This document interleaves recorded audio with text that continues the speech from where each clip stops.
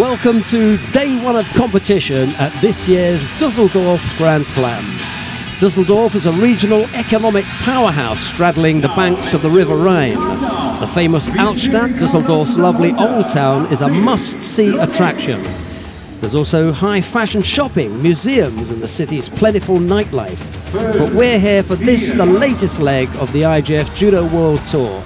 And we're going to begin this final block with the first of the bronze medal contests in the under 48 kilo category. This features Catarina Costa of Portugal. She'll be up against Laura Martinez Abelanda of Spain. It'll be Costa in the white judogi and Martinez in blue. The referee in the middle for this one is Lubomir Peter of Australia. And with commentary on this and all this afternoon's medal matches, it's a very warm welcome to former world champion Loretta Cusack-Doyle. Good afternoon, Loretta. Good afternoon, Sheldon. And yes, it's going to be a really exciting final block. As you can see, these two athletes very closely matched, 20 to 22 years of age, and even on the world ranking, they're not miles apart. They have met each other twice, and it's a 1-for-1. Who will tip the scales here today and take the bronze medal home from this Grand Slam Düsseldorf? Now, you and I were chatting earlier on about this particular contest, and most of the day we've been fairly, similar in our picks. Yes. But we've gone for different picks. Definitely we've gone here. I've gone for the little pocket rocket, as I would call her, and that's Costa. Fifth in the World Championships. For me, what sticks in my mind is in Baku when she fought at the World Championships. I thought she was very, very unlucky not to take a medal. But what a performance this young lady gave. Big heart, a lot of determination. And for me, quite a tough little cookie out there. But you can't write it away for Martinez. So junior world and European medalist in 2017 has got a lot to give, a lot to gain, the experience that she's going to gain from this exposure here today. But does she have the same amount of maturity? That's the big question. Costa's one of the most improved fighters on the circuit. I think, you can see improvement in some fighters. Others take a little bit longer to get there, but Costa's really been looking good recently. Yes, I've just felt since the World Championships, she has just started to grow and flourish with confidence. And there's another nice little move. It was a continuous move there. No score, but all across the back there. I guess it must be just across where the Martinez is at the top. And for that reason, maybe he's just delayed giving a score, but no, they're not going to be it. Here. Just up at the, right at the top half there. It's when that lower part of the back number disappears, the country name and the advertising. When that disappears, they're going to give a score. Yeah. Costa's put in a few attacks there. She's got that Ouchigari. What's disappointing with the Ouchigari, she just doesn't get deep enough. She plays safe on it. She uses it as an attack, but not as a scoring attack. It's just to show presence there and dominance. A little bit more conviction with the attack would most probably get her the score she's looking for. At the moment, she's just playing a very safe game. She's looking busy.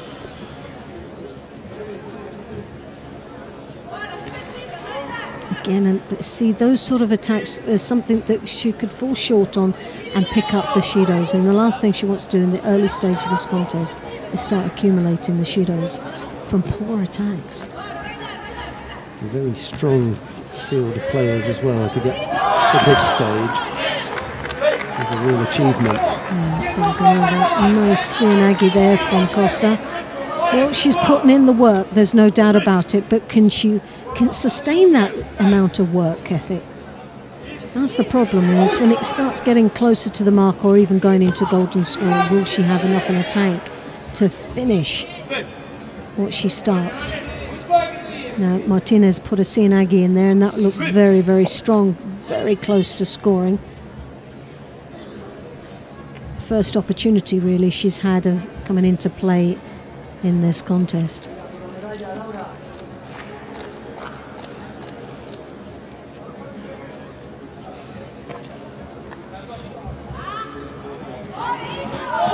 in again, deep. She moves.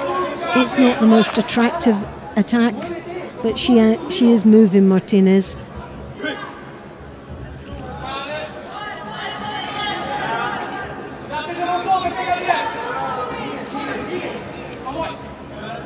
Oh, yes! Oh, what a throw! Oh. Beautiful Ashiwaza there.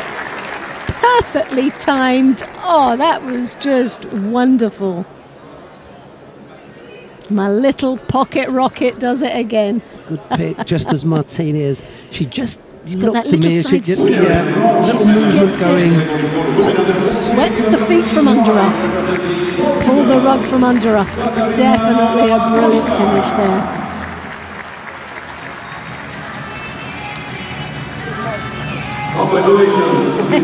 She's got everything to be happy with. Bronze medal back to Portugal, but only a bronze medal, but she did it in style. Right from the heart, as she's saying. That little skip. Oh, textbook style, isn't it?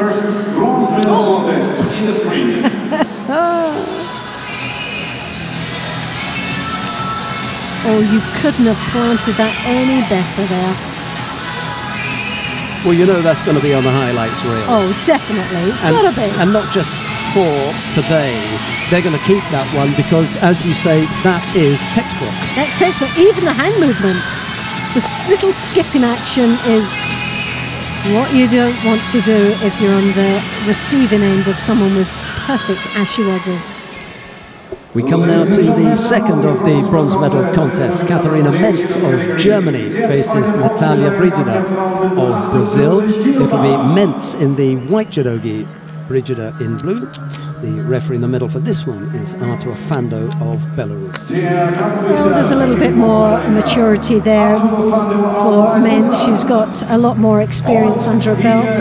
Not the same amount of wins, but definitely a background that would honour a bronze medal in this home crowd today. And you can see her on our screen there looking very serious, in the zone, as we would say. The bronze medalist of the 2019 Tel Aviv Grand Prix from Brazil, Natalia Brigida.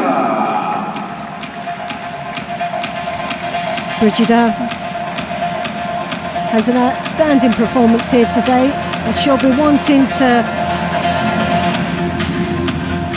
continue with the success that she had in Tel Aviv, where it was a bronze medal she picked up there. Men's bronze medalist in Ekaterinburg last year. It was a good performance from Mentz, to be honest. Yeah. It's going to be a little bit more difficult this year. The quality of the events is going to go up. Very, very hard. And mass in numbers as well.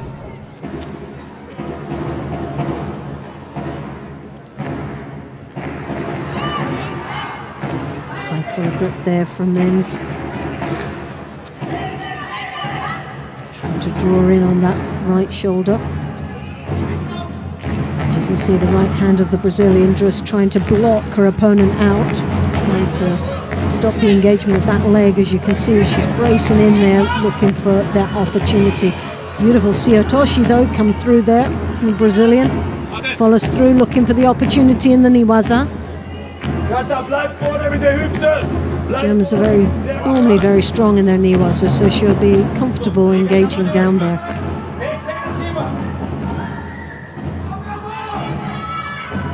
Single Shido against Mentz at the moment. Nothing to really worry about at the moment.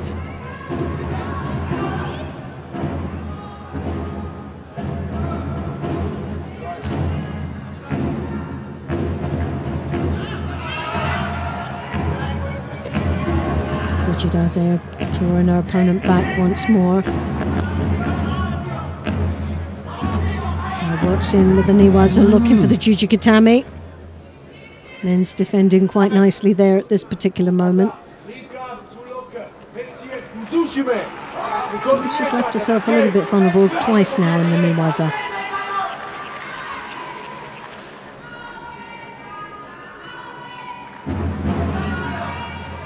Brigida, once again, it's a strong lapel grip. Right hand inside on the left.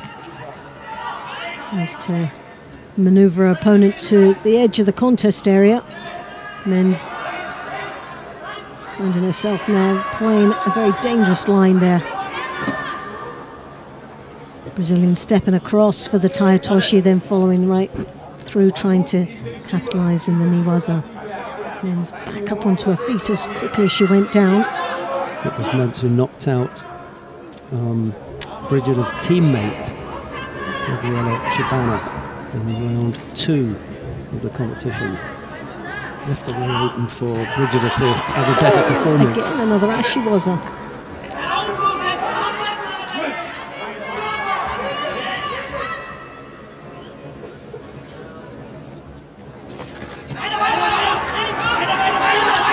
Let's try and get that line over the top, firing it through with the leg as well, with the Uchimata.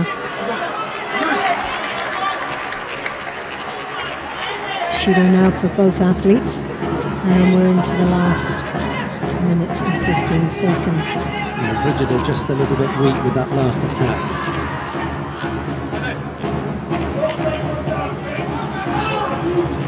Lines coming through, attacking on the defensive arm.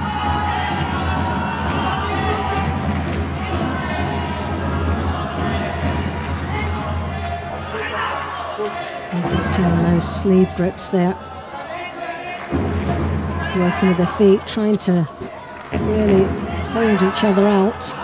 Bit of a stalemate situation for both of them.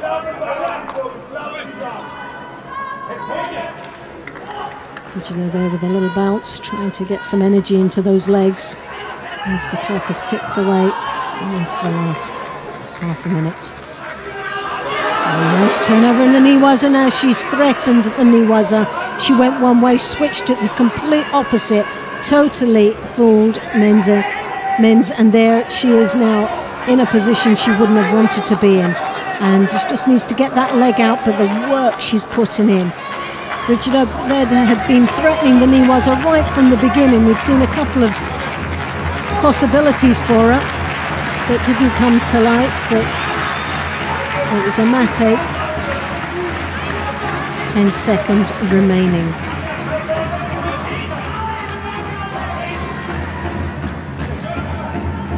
Well, the Brazilian looks very comfortable when she goes down into the Newaza, and it's a major threat for the German.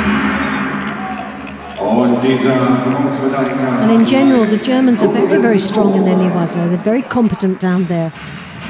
So it was for me to turn over Men's that way shows you how strong the Brazilian is in the ground. And of course, because she's been down there on a couple of occasions and felt comfortable, Brigida's going to look to exploit that now. Anytime they go to the ground, she's going to be looking to get involved. And I think Men's now has learnt a little bit of a valuable lesson in that one. I don't think she'll want to go too much into the Newaza after that exchange.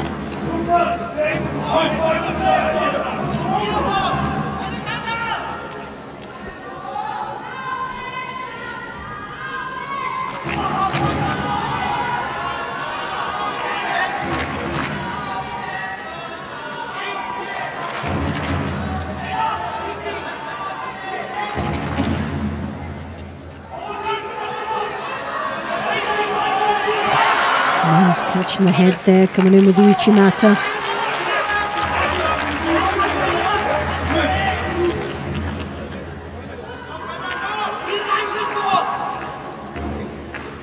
I'm not quite sure where the threat from Brigida is going to come standing up. I haven't seen... No, it's hard to tell. She's had a couple of... Oh, there's the Ouchigari.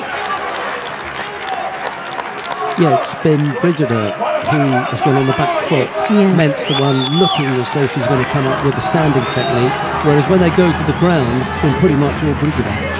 Second penalty picked up by Natalia Brigida. A little over a minute into golden score.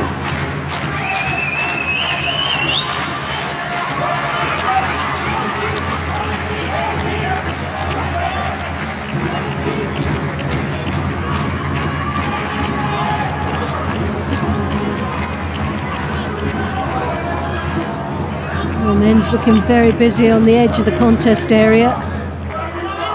And all Brigida could do was defend at that edge. Very little to offer. I suspect that that's where we'll see most of Menzies' attacks now. We won't want to get involved on the ground in the middle of the katana unless she's the aggressor. She executes.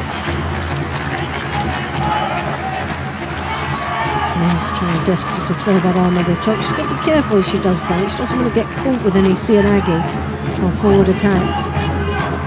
She did work off the sleeve, so a Sodi attempt, but she's got her head caught up there. Brigida.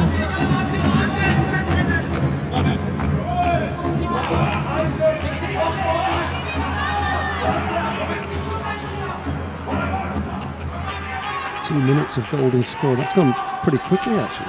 It has. Finely balanced here. Brigida, however, the one who was at a slight disadvantage having picked up 2 penalties.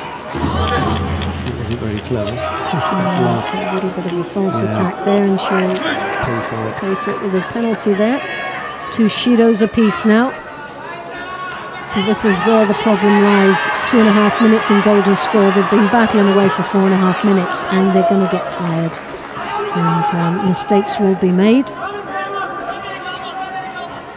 Timing of the attacks will be poorer.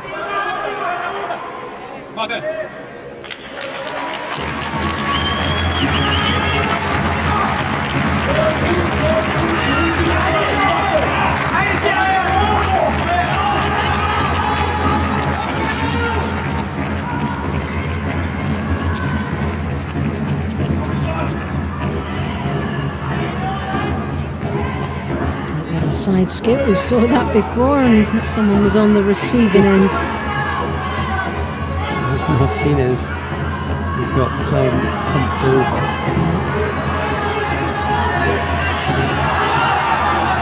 Slightly closer. Oh, and there's the arm lock going on there. She left herself vulnerable there. Oh my goodness me. Gonna try and turn. Well, she's going to work. She's pulling it out there, turning the pinky down to the tummy to get the leverage on the joint. And there you have it. Single slip. Oh. Well, Brigida, she did threaten it right from the beginning. And in golden score, after 3.5 minutes, managed to get the opportunity to finish it.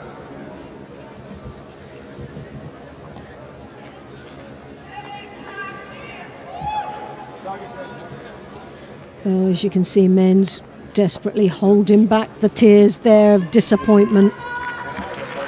Winner and the second bronze medalist in the under 48 kg. Yeah, just on the end there, when Natalia Brigida was about to get up, she leant her head back, looked to push her feet out to get up, and caught Mentz in the face. Mentz then slapped her foot away because she hadn't seen that Brigida couldn't see. Yeah. They stood up, both of them realised what had gone on. They went to tidy up, they went to bow, and immediately Brigida came over and said, "I'm really sorry about that, I didn't." She said, no, I realised, everything's okay, sorry about that." But there was the slip. That was the slip, no mate. Yeah. No mate. She thought it was a mate. Still in contact. Still in contact. And no need for mate. No. Players still involved. Silly mistake there from the German. That can happen, and she took full advantage of it. We were saying that the only threat that we saw Brigida with was on the ground. On the knee was up. And so it ended up. Right, we come now to the final of the under 48 kilo category. Tanaki Funa of Japan faces Kang Yu-jong of the Republic of Korea. It's Tanaki in the white judogi, Kang in blue. The referee in the middle for this one is Nedim Beyat of Turkey. Well, they've been heads-to-heads, but Tanaki obviously in the driving seat here. has had a wonderful performance throughout the day. It doesn't look like anyone was able to touch her throughout this time. And in this final, it'll be hard to knock her off the top position of that podium. World rank number 3. As she comes into our screen. From Japan, Tsunaki Funa. We said this morning that Tsunaki had a task in hand. It's actually bigger than the goal that she set herself this morning, which is to win the gold medal here. That's one thing, because all that does is to pull her back into the frame, because right now she's out of the frame. Yes. And that's such a funny thing to say about someone who's so highly ranked. But Tsunaki has had, I'll say it again, she's had 3 stabs at Daria Biladid. All 3 of them ended the same way. Yeah. So you know now that the Japanese are looking. They're looking for someone else. that's going to defeat the top seeds of the world. Yeah. They want somebody that can beat Daria Biladid, and right now it doesn't look as though Tsunaki is that fighter. So Kondo is the one who's in the driving seat. Tsunaki, in order to just stay in the frame, to keep herself in the picture, It's got to have a good performance. it can't even be good. It has to be the best that you can possibly get. Yeah. So nothing else, nothing other than a gold medal will do. Oh no, that Tsunaki. goes without saying. And for as long as Kondo, her rival for the #1 spot in Japan, keeps winning, then there are going to be problems for Tsunaki. Yeah, definitely. Anyway, the job at hand is to get past Kang Yu-jong. Jeong Bo-kyung has moved up from 48 to 52, so at least that's one bit of good news. The Olympic bronze medalist is now up at 52 kilos, so they've got a new. So this leaves it open career, for this young lady. Last year she was silver medalist in Paris, which was a great result for this young lady. And obviously picking up results in such prestigious events, it's got to give them hope, isn't it, that she can fill the boots for former athletes moved up.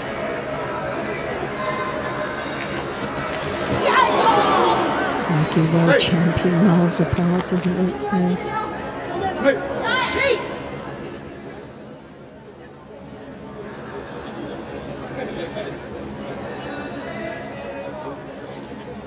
Both fighters have picked up a feeder apiece. We've got a little over 2 minutes left to go. It's a bad little effort from Kang. She just couldn't get the right leg out across the sort of trap. Tsunaki. Problems here. Just decided to let it go. Once that chance came there for the Eagles, I'm surprised that Tsunaki didn't persist with it. I was really surprised she didn't react. Yeah, because they're normally stuck to you like a magnet. Oh, really, they are very sharp, aren't they? And they've won a lot of matches in Iwaza as well throughout the day. You only need to give them the slimmest of chances on the ground, especially because it was in the middle of the tatami and she was in the prone position. So there was an ideal opportunity for Tsunaki to attack, and she just decided, I'm not going to go for it. Okay.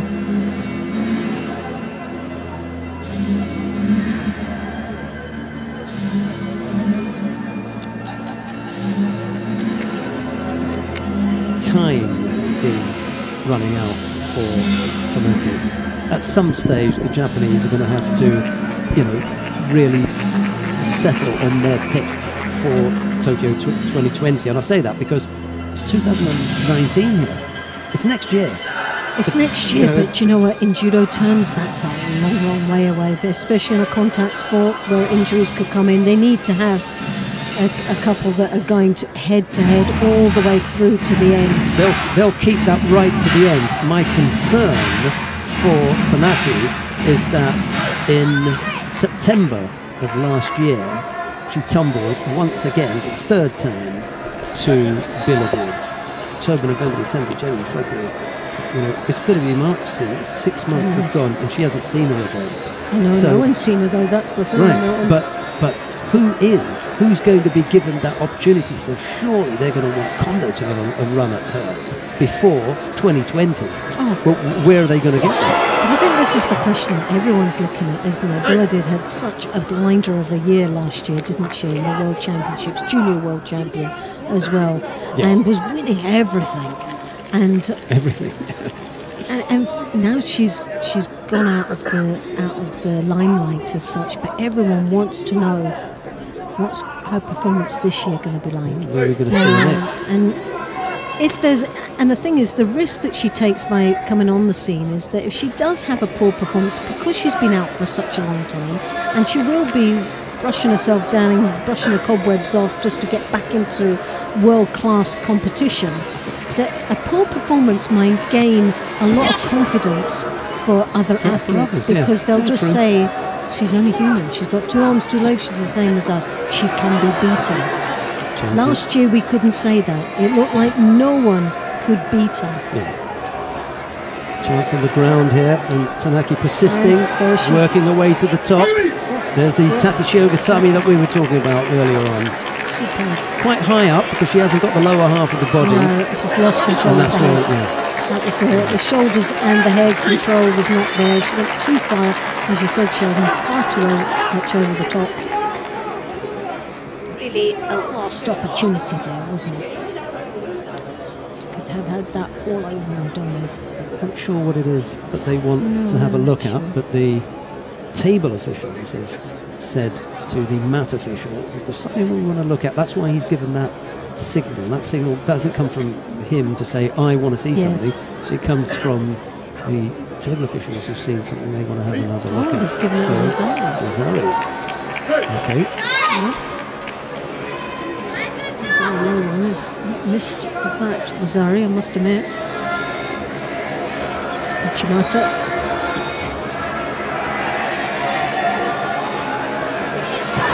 That was it. He was up on for that. Rosario set the up on.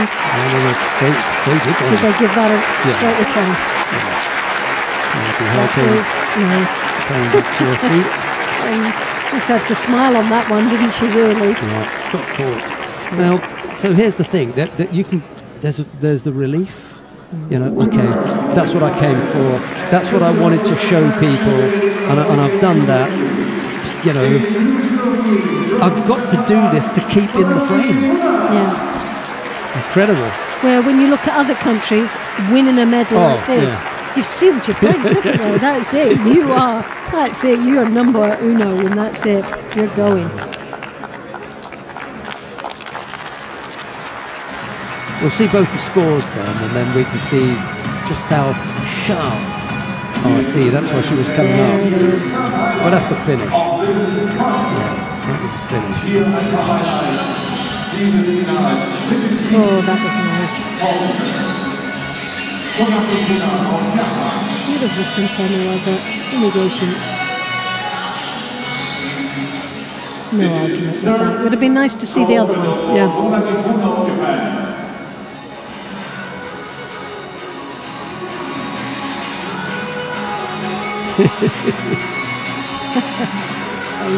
Happy times for Tanaki Fu. They never let go of Kang either. Relief, I think. So happy that worked out that way. We come to the first of the bronze medal contests in the under 60 kilo category. Tonica Jacodea of the Netherlands faces Francisco Garrigos of Spain. It's Jacadua in the white judogi, Garrigos in blue. The referee, in the middle for this one is Frank Dirch of Germany. Looking very proud out there, isn't he? He's proud because his wife has just had a baby. Oh, she really? Yeah. Where do you get all this gossip from? You? Got to be there. Be there. I mean, I wasn't there, you know. Exactly there, but... Well, for me, this Dutchman is one to watch. We said right at the beginning of the day, he's an outstanding performer. He's getting stronger and stronger, I feel, and building up in confidence. And but this is going to be a tough order. There's no doubt about it. Jacodeo in Tel Aviv started off the year in good shape with a silver medal there in Israel. And Garrigos again performing well in Abu Dhabi, where he picked a silver medal up there for his efforts. Two strong competitors, two brilliant performances today.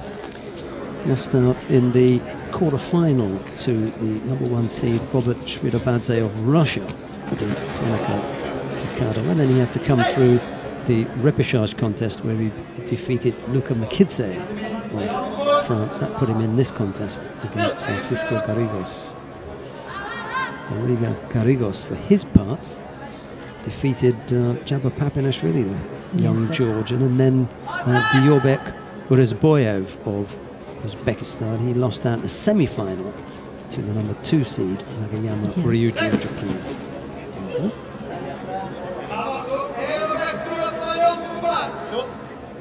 Both having very tough journeys to this position now, and sadly only one of them can pick up the bronze medal in this match.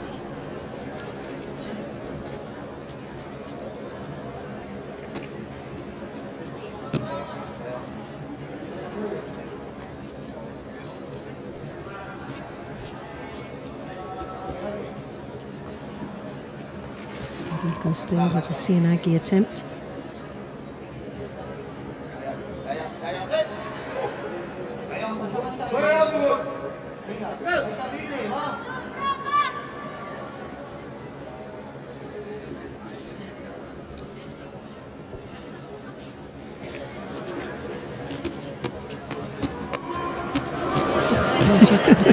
Well, that was a little bit unusual, and we don't normally see running after your partner while they run away from you.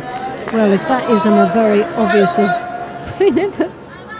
yeah, it was an odd, it's a weird odd one, wasn't it? It was Garrigos couldn't get the second hand on, whereas Jakarta had two strong hands on him, and he just decided to chase it, hightail it, and run. So weird.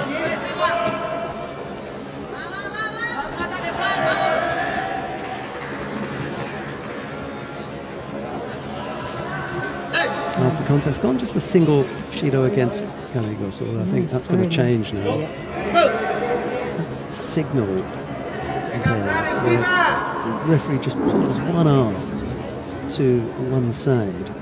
Sometimes needs a little bit of explaining for people. It's where one side of your body is being hidden from your opponent, so you hold with one side and you just hide that side. Yeah. So that's really what they're saying. It's not about taking the jacket open. It's like blocking your strongest side, the side that they're trying to get. So you're actually placed, just hiding that away. One half. And that's what the referee's showing you. Just showing that he's turning the body sideways, holding on with one hand, but just hiding that part of the body. Just gives that signal. There's another signal for actually pulling the jacket out. Slightly clearer. Not used to that. This one came in there nicely. Really get the finish to it, but a good attack. Just on the edge of the contest area. Controlling left side of his opponent, but walks onto it once more. Sienagi. This time, the Spaniard tries to follow through, and then he was up, looking to work with his feet, as you can see, taking inside the groin area, trying to get that roll over.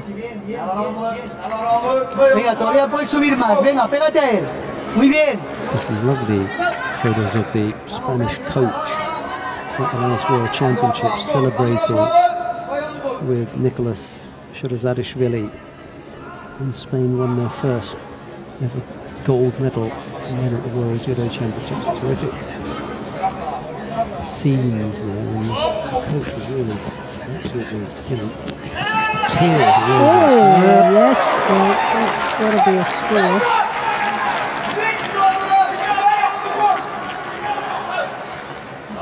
Takadawa coming up with 20 seconds to go. Desperate work here now from Garrigos to try and pull this back, and this is where things can go wrong. Just rush your opponent, or all of a sudden you rush onto something. Jakarta couldn't have timed that any better with seconds remaining. Oh, there was a last effort there. Look at the coach. The coach was bracing himself there.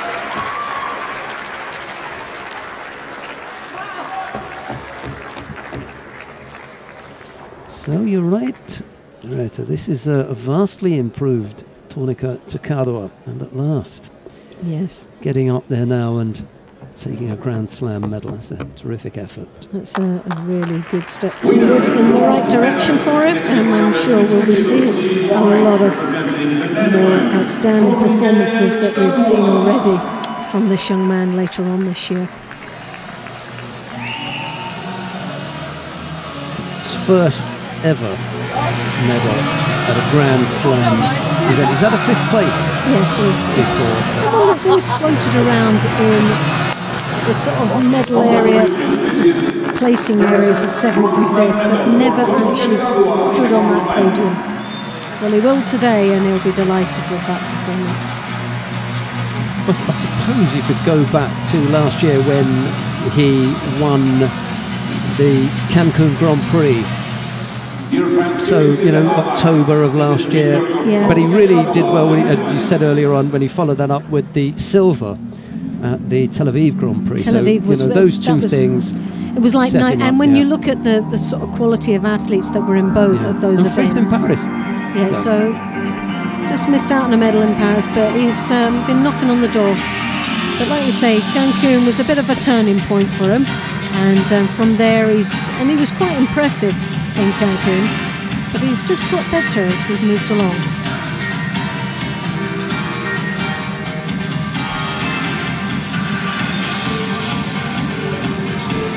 We've got a second bronze medal contest coming up now, and this features Lee Ha-rim of the Republic of Korea.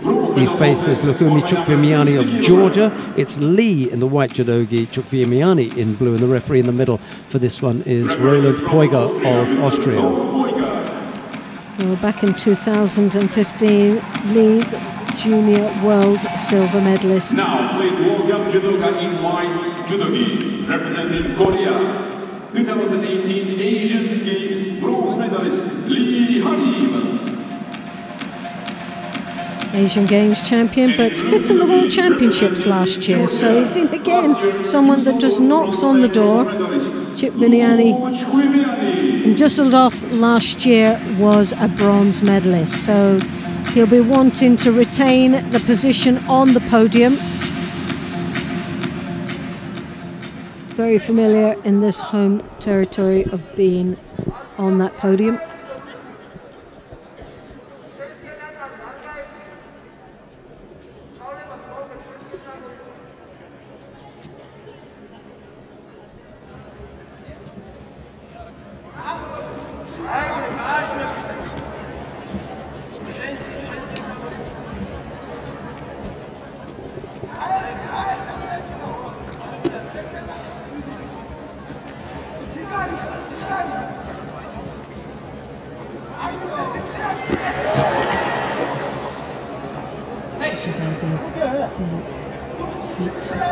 Chukvimiani, and that was when he had a little bit of that performance, wasn't he? He wasn't a happy chappy going into the bronze medal contest. I'm glad to see he's cheered up a little bit here.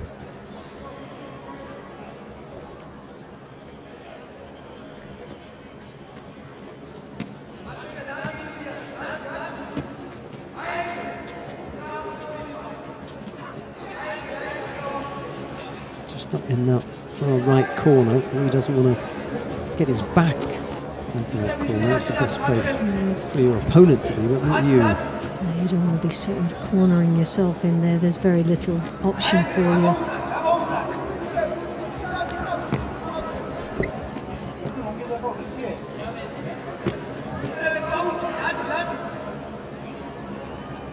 Very, very strong gripping styles from both these athletes. Sinagi attempt there from Lee.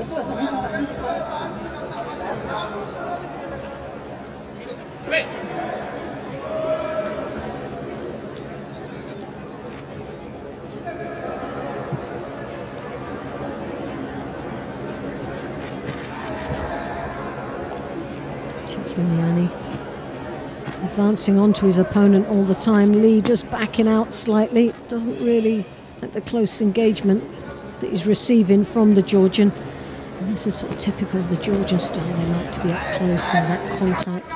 the big throws. He's got the high collar grip. He draws the head down, rides off the Serenagi. Lee attempting there, but to his frustration. The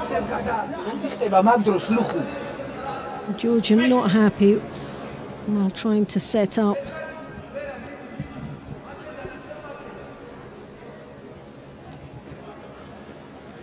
Georgian desperately trying to get past the defence. There's a lot of defending here from Lee.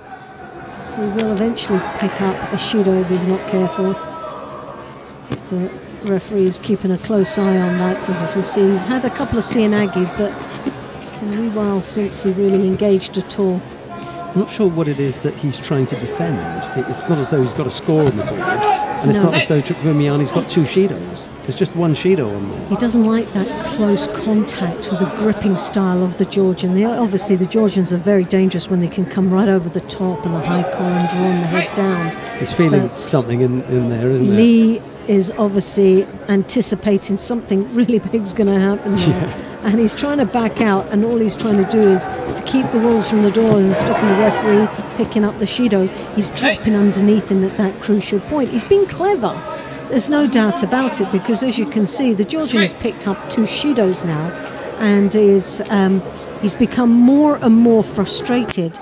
Now, we saw a glimmer of this in the semi-final where he lost out to the Russian, and there was an awesome amount of frustration that was going through his Judo, and we're seeing it once more. He needs to control not only his temper, but he needs to get that mindset better.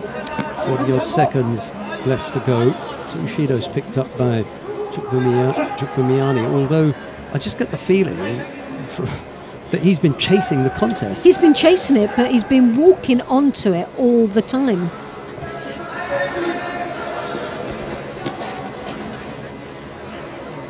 Well, 30 seconds remaining, and another attack there from Lee.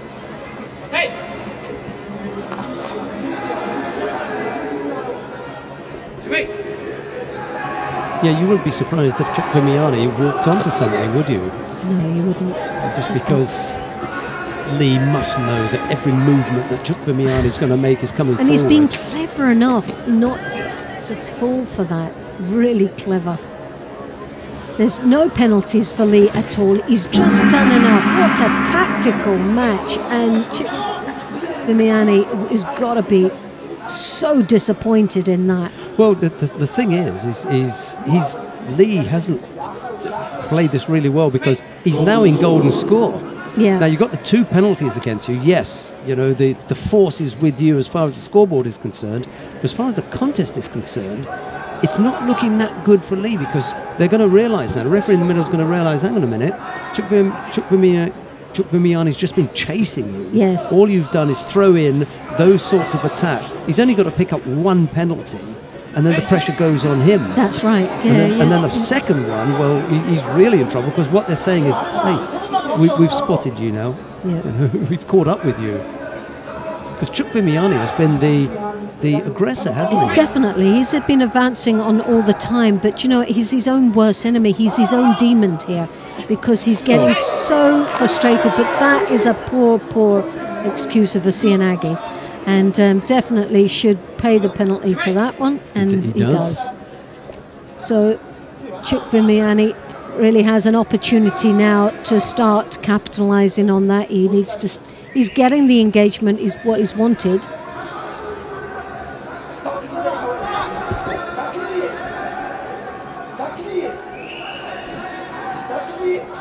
With a minute in golden score almost. 2 Shidos to 1, no score. Chukvimiani still piling on the pressure. Lee starting to lose focus here. He's also losing energy. You can see that condition-wise, holding on with that style. Oh, and there's a Koichi gak attempt there from Lee. Good entry. Sadly didn't get the finish he was hoping for.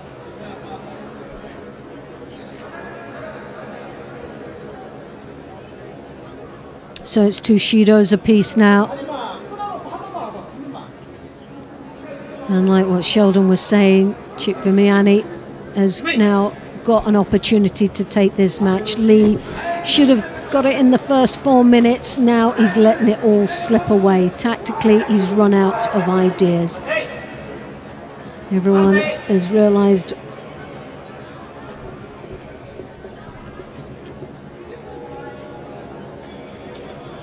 well, they want to look at something here. I think we explained that before. When the referee gives that little TV signal, they want to have a look and see.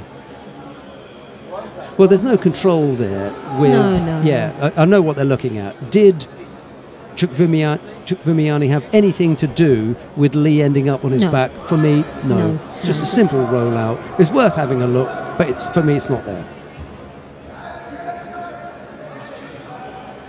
Oh, it was with the hand. Leg. Was there a hand involved in the defence? And yes, there was. He picks up the third penalty. Now, I hate to be in a position to say, I told you so, but I'm not saying to you at home, I'm just saying to Lee, you know, you must have seen that coming. It was getting away from you. You were 2 penalties up, you know, and you just decided to sit back and let it happen. You can't afford to do that when you've got a player breathing down your neck. And Chukvimiani dragged that contest back from the edge of defeat.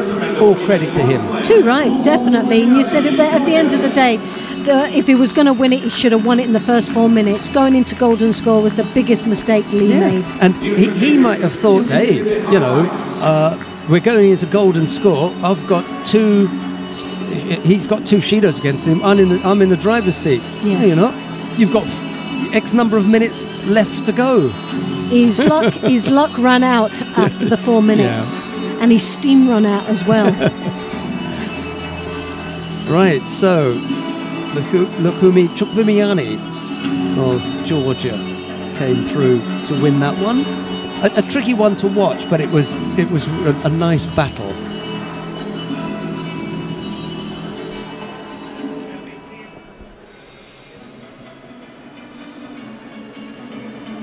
Dear spectators, now welcome to the final. Right, we come now to the final of the under 60 kilo category. Robert Shvidabadze of Russia faces Nagayama Ryuju of Japan. It'll be Shvidabadze in the white judogi, Nagayama in blue. The referee in the middle for this one is Frankfurt of Germany.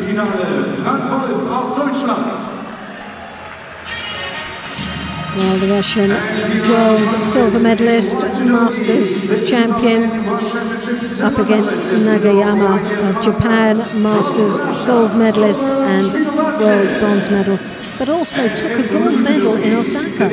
So, very strong Japanese opponent. We spoke a little bit about Tanaki because we know the lightweight, you know, the background to the lightweight situation. Yes. It's not that different from the situation in the lightweight men. They've got their big star in Takato Naohisa. That's the big superstar. Yes, yeah. But Nagayama has only lost to Takato Naohisa in the last nearly 2 years. Everybody else, everybody else he's beaten. Okay, he had a slip against Gandak. So really what we're looking at is 2 athletes, and the only loss that one's had is against his teammate. So you can pick any of these. So when it comes down to internationals and the Olympic Games qualification, this could be a situation who's able to beat the rest in the world. Not who you can beat at home, but who you can beat in the rest of the world. And he can. And so can Takato. That's the thing. It's so scary, isn't it? Because the only person so it's down who's got a cold or who hasn't. Yeah. It'll be down to, there's going to be a lot of other things that we'll have to look at that.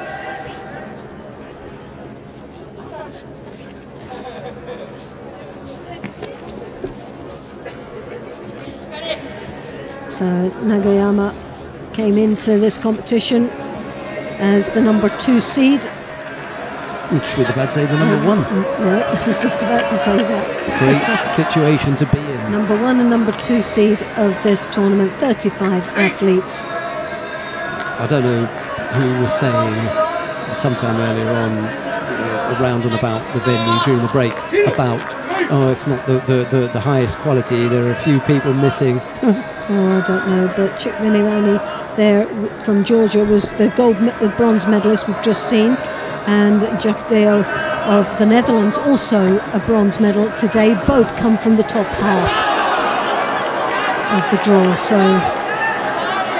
we've had Olympic champions, we've had world champions. We will have Olympic champions and world champions on the map in this final block. So Mish Budabadze was the one that defeated both of our bronze medalists today in their run up to this final. So is that telling us something that possibly the hardest draw, the one that's really on form?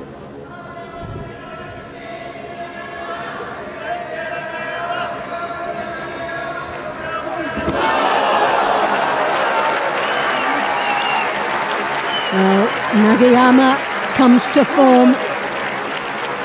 Beautiful Ippon, taking the gold medal back to Japan.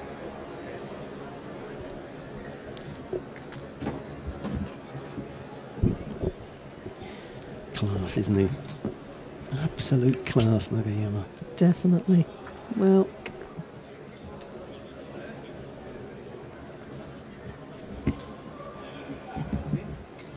Winner of this final and gold medalist in the under 60 kilo category in Judo from Japan, Nagayama. didn't even break sweat, did Just he? pal.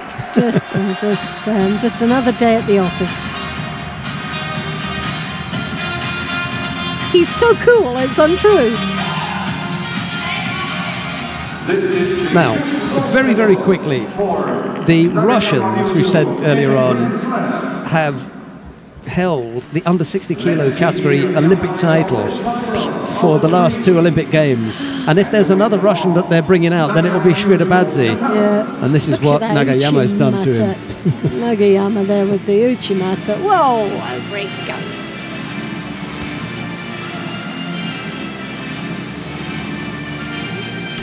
It gets better every time you see it. Come through, took that sleeve, perfect timing, spinning him onto that leg.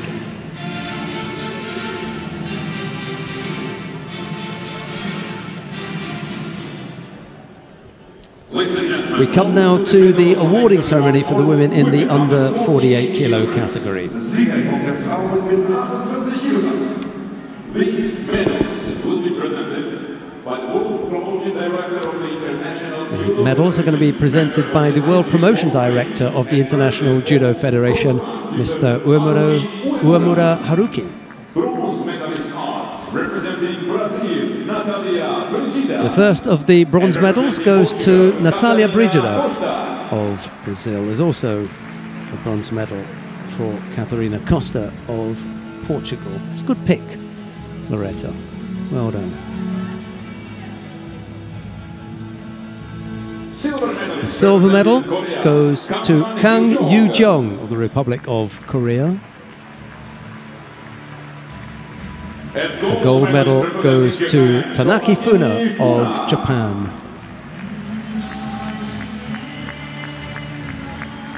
Prize money and the mascots will be presented by former president of the German Judo Federation. Tanaki Funa is looking direct up at this huge, huge screen that's in the venue. Just tidying her hair up.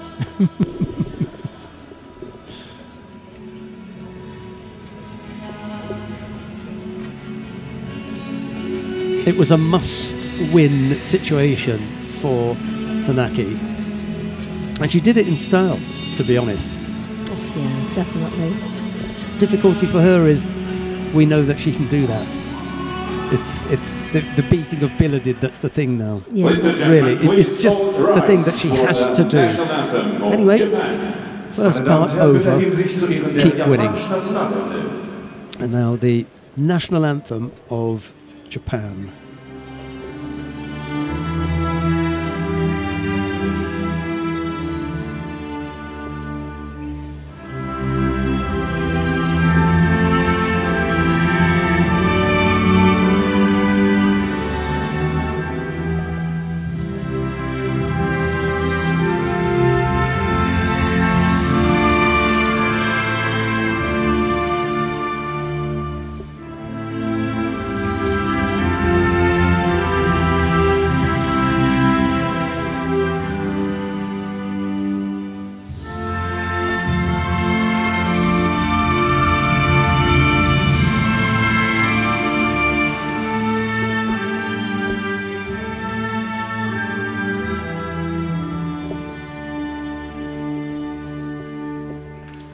Thank you very much.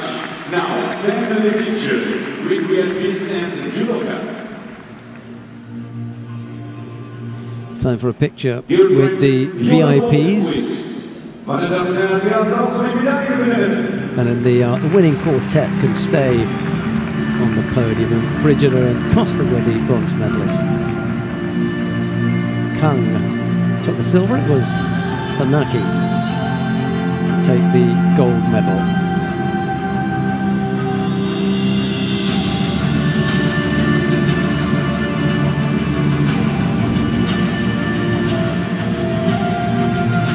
Right, coming up next, the first of the bronze medal contest in the under 52 kilo category. Yulia Kazarina of Russia faces Odette Giuffrida of Italy. It'll be Kazarina in a white judogi, Giuffrida in blue, and the referee in the middle for this one is Turbat Ensetseg of Mongolia.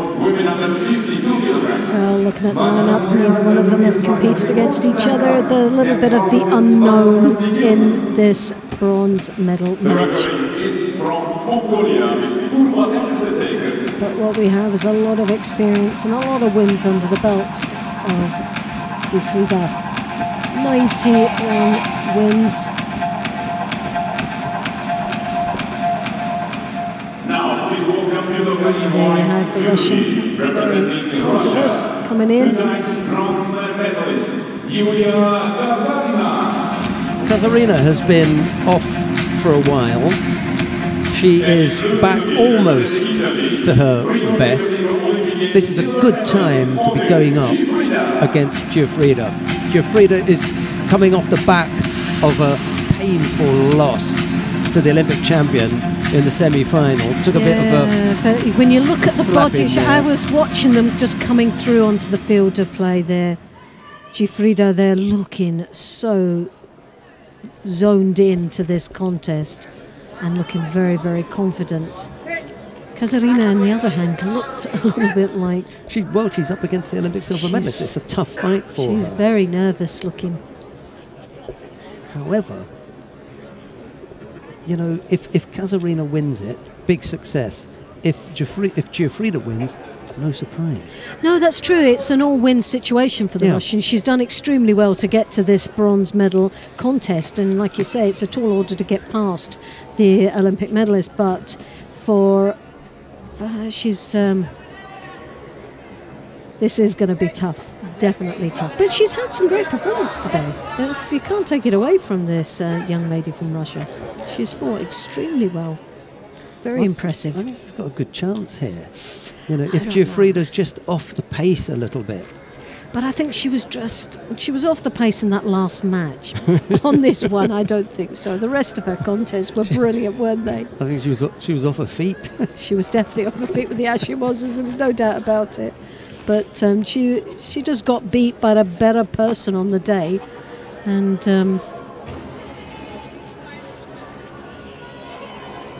someone that she knew so well. See, this is where I think Giuffrida's going to come unstuck. There are no surprises with Odette Giuffrida. What you see is what you get. Yes. But that's what I like about her. That's what I find so exciting, because you know what she tends to do, and she does it well. That's the thing. She does it extremely well. Yeah, the things that she's got, she does well. However, if you've got a good, strong defence, you can frustrate her. And if Kazarina just can stay away from being scored on and remain penalty-free, that will frustrate Giuffrida. That's when you're going to look for an opening. I think Kazarina's got a lot of strength in her niwaza. And I think if she could play to that real strength there is getting the opportunity in ground. And there goes the penalty. The first penalty, she's starting to accumulate them, and you're talking 2 minutes, not even halfway yet. So, and already the one penalty's on there. They'll just start coming more and more, because Giuffrida she's clever. She knows absolutely how, tactically very one of the best. She's sound. Yeah. So, and she will play to that. She's got good clock in her head. She knows when to attack, how to remain penalty free, and she can frustrate her opponents. She's one of the world's best at that. It'll be interesting to see, you know, a few of them when they score first. how Giuffrida deals with that. She's so good at getting ahead, getting the advantage, and then just, you know, keeping it.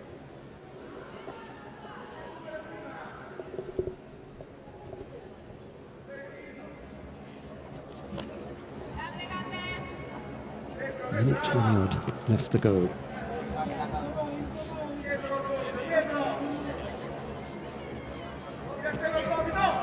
Giuffrida there working on the edge of the contest area, now looking to transition there, but Casarina very strong on the ground. Defends well. It's the Italian under a little bit of pressure there.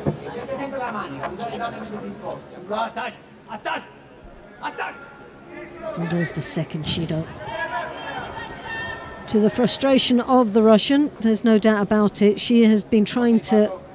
She's played a bit of a waiting game here. She's trying to set it up. She needs her grip, but really cannot play a tactical move there. She's coming for the Cianagi, but now opts for not entering, which I'm surprised. I thought she would be down on her in that Niwaza situation there. I thought she would capitalise there. She fails to do that. So the frustration is piling on the Russian, there's no doubt.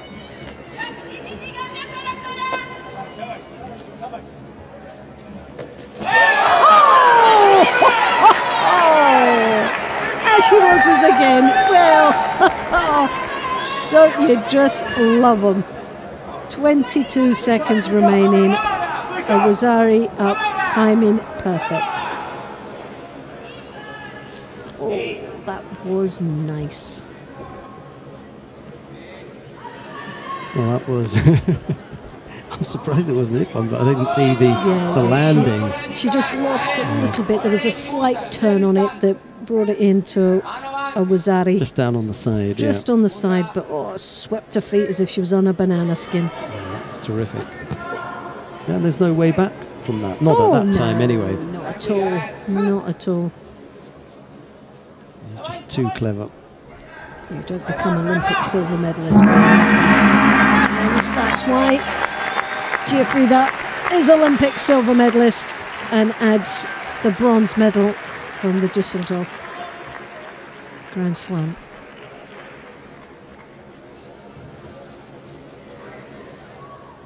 Well, not just the score there, but the whole approach and the tactics in that contest had the beating of Casarina. There was a lot of experience that was flowing through that contest. There was no doubt about it. Tactically, she was fully aware right from the beginning. Technically, she was spot on with the timing. And to manage to come back after a lot of disappointment of not getting into the final, she's done well. Good day at the office. She was coming off the mat there, you know, wagging her finger, signalling number one. I think you might be number 3. This is the 4th medal in a Grand Slam for Rio Olympic silver medalist Odette Giuffrida. Oh, as she takes the far leg. This is a nice score. Just as the Russian was turning into what looked to be maybe a forward attack, Uchimata possibly, she just timed it perfectly. The right leg was already in there, Loretta. You're quite right. Yeah. She was on the move, but so was Giuffrida. It was terrific finish. Yeah. Really nice. Just brought her down onto her side there, and that's why it was Rosari and not Ippon. We've got a second bronze medal contest coming up now. Jeongbo Kyung of the Republic of Korea faces Maeda Isima of Japan. It's Jeong in the white judogi, Maeda in blue, and the referee in the middle for this one is Vladimir Lutsubidze of Georgia. Well, when you look down on the paper there in front of us, the statistics there, you would actually say Jeong would be the biggest favourite. But based on performance, I don't know, I think. Well, new category, didn't she? She's up in the new category, 52 kilos instead of 48. And we did see some nice work from Maeda early on. She's looking good, I think, Maeda. So this will be a good matchup because we're not talking about the number 1, 2, 3, 4 or 5 Japanese. You know, this is down at number 6. Well, she was the one that knocked off the top spot podium. Yeah. Well, Evelyn Shop. Yeah. Evelyn Shop, she beat her in the second round, because both athletes had a bye in the first round, and went from strength to strength there. Defeated Kazarina in the quarterfinals, but was defeated by the Mongolian in the semi-finals.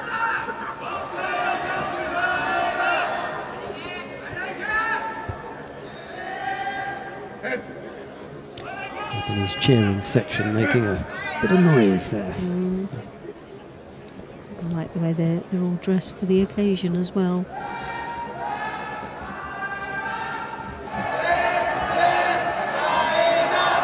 Too far away with that.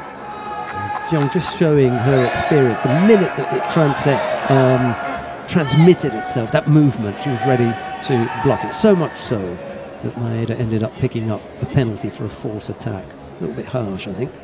She wanted to get in there with an attack. It was just so easily crushed. Maeda, she's just not really getting an opportunity right now, is she? She's not getting what they want, is the two hands on.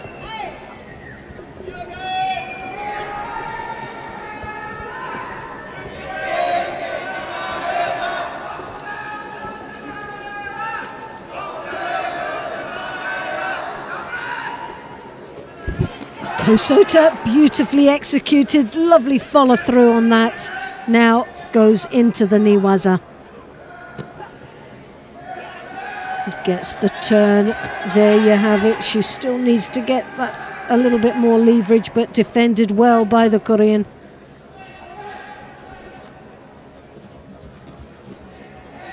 As the shimmy was, though, I'm not sure whether it's right under the chin, but there was an attempt of it. And Shido goes to Jill.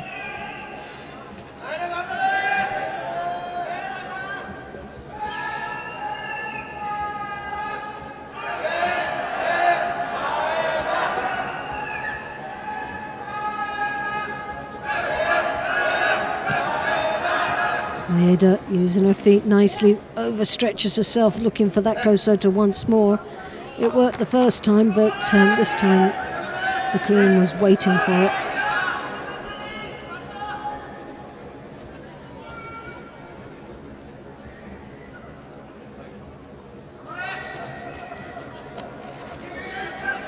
Ichimoto, Korichigari, oh, there's a attempt even there for the Seotoshi, just didn't get in deep enough. Good flurry of attacks there from Japanese. Maeda.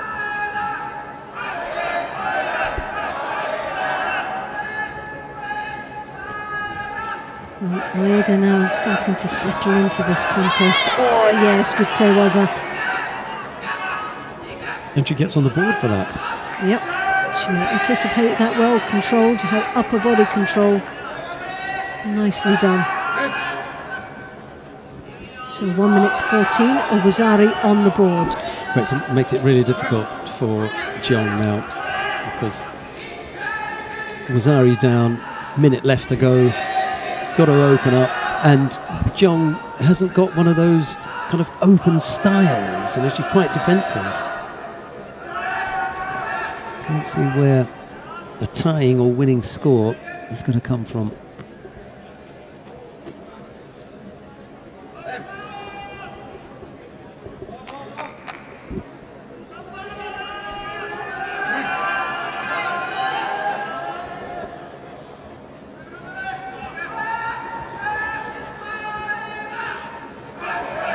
So 39 seconds remaining. Sodi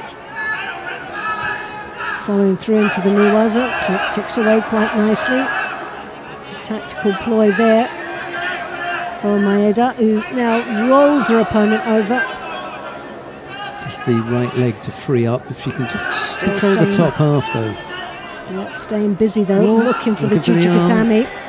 But she's got the leg caught up, so doesn't have the same amount of leverage that she would gain, but more important, the clock is still ticking away. That's so enough. 6 seconds remaining. Jeong had no choice there. She had to defend both against the arm and the possible Osai Waza. She just couldn't get up in order to get back into it. The clock ticked away. That was clever work by Maeda. Not that she wasn't looking for an opening, but it just turned out that way for her. It was a very slow start, but she started to pick up and build up on her confidence throughout and pulled it back for the bronze medal. So it was a good win for Maeda of Japan. Well, that's nice. I mean, the Japanese have sent her out here. 200 and whatever it was, she was on the world ranking list. Well,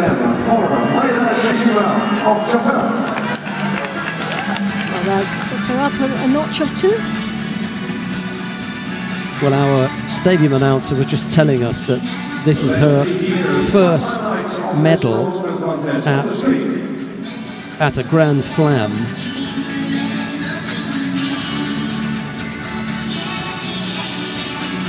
She'd only ever been to one other Grand Slam, and that was Osaka last year, where she ended up 5th. So it's not a bad start, is it? 2 Grand Slams, a 5th place and then a bronze. So I suppose she'll be in the final next time round. Yeah, difficult to say. So many junior results there. Well, she was a silver medalist at the Junior World Championships in 2017, so that's not long ago. 21. But we come now to the final of the under 52 kilo category.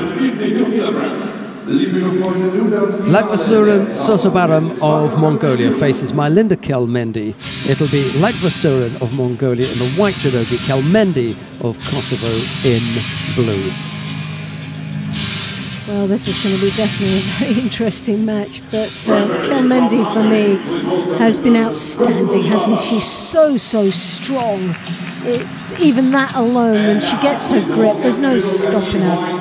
The referee in the middle for this one is Kostili Balázs of Hungary. You've got the current Olympic champion up against the Youth Olympic silver medalist. So they've both got some Olympic pedigree, albeit at slightly different levels. Slightly at different levels, as you say. It'd be nice to Lagvasuren. She went out there. Lagvasuren has had a great performance today, and you can't take that away from her. But for Kelmendi's been in a class of her own here today, I think. Definitely outclassed everybody that she's participated against. Upset on the cards? Upset on the cards, do you think? No, I don't think so. Well, you can never say never, can you? Gosh, we've seen some tumbles, haven't we, in the past?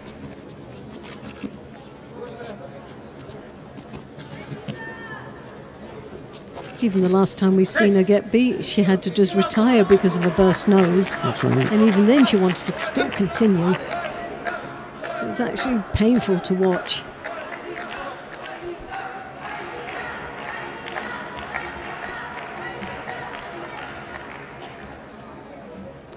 Lagvasuren just trying to keep her distance, really. She's obviously very apprehensive, that left arm being thrown over the top, and when it connects, my goodness me, you can hear it from here. She had a little run out last week at the European Open in Oberwart. Who's this? Lagvasuren. Lagvasuren. And she lost in the final to the Japanese Takeda Ryoko.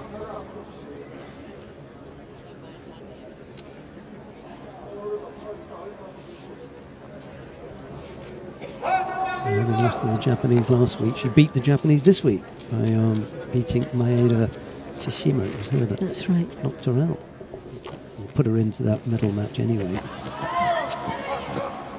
There's the grip that tends to cause so many problems for every athlete that comes up against her. Kelmendi, again, still looking very relaxed out there. Sinagi entry.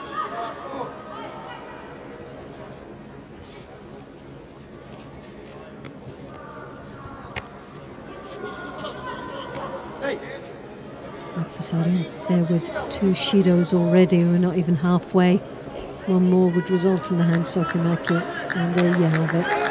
Third and final. Really very little for Kalmendi to do, other than saying thank you very much and the gold medal. Yeah, the English described that contest as a little bit of a damp squib, you know, not a great deal that went on.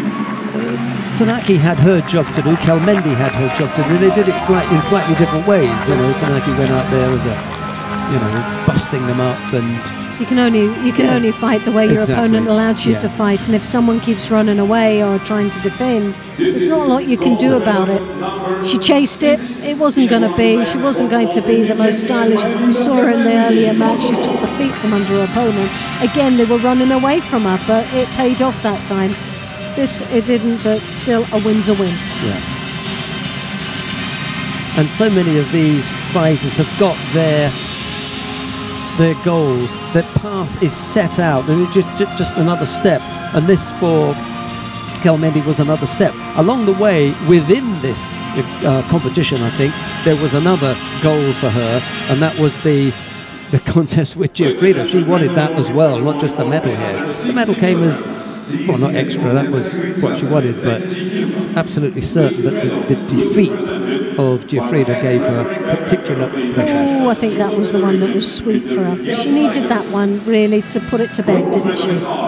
We come now to the awarding ceremony for the men in the under 60 kilo category. The medals are being presented by IGF head refereeing director Mr. Jan Schneiders. The first of the bronze medals goes to Lukumi Chukvimiani of Georgia. There's a bronze medal for Tonika Tukadua of the Netherlands. Silver medalist representing Russia, Robert Shvidobadze. Silver medal goes to Robert Shvidobadze of Russia. And gold medalist representing Japan, Nagayama Ryuju. And the gold medal goes to Nagayama Ryuju of Japan. Prize money and the mascots will be presented by the president of the German Police Federation. Das Preisgeld und die Maskottchen werden überreicht vom Präsidenten des Deutschen Polizeiverbandes, Herrn Ralf Flora.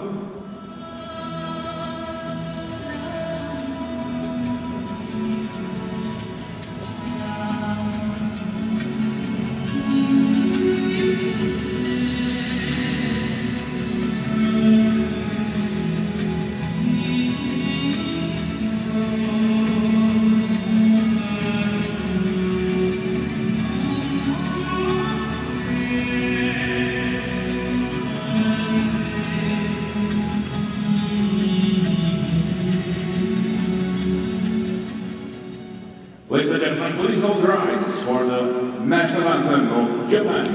Now the national anthem of Japan.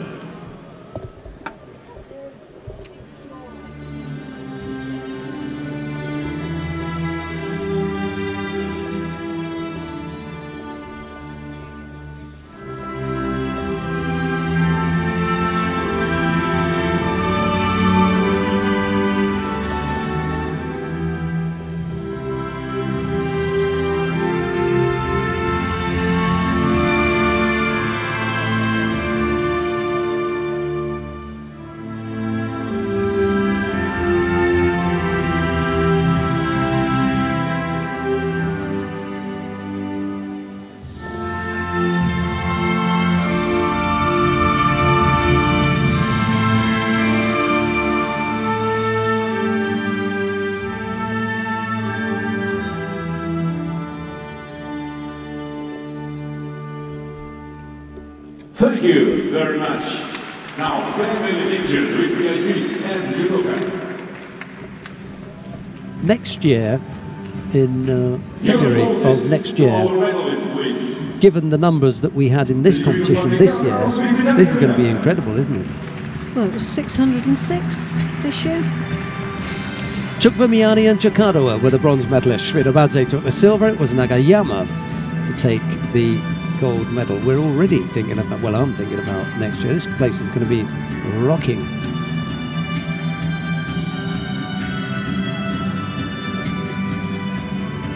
We come now to the first of the bronze medal contests in the under 66 kilo category. Manuel Lombardo of Italy faces Jakub Shamilov of Russia. It's Lombardo in the white judogi, Shamilov in blue.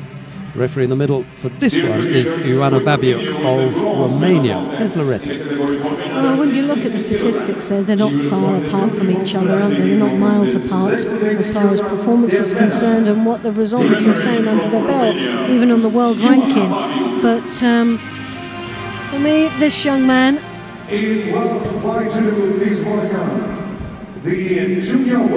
Lombardo has been very impressive indeed, hasn't she? He's performed well in Paris. He's had an outstanding performance here already here in Germany. This young man, junior European and world champion, a gold medalist. He started the year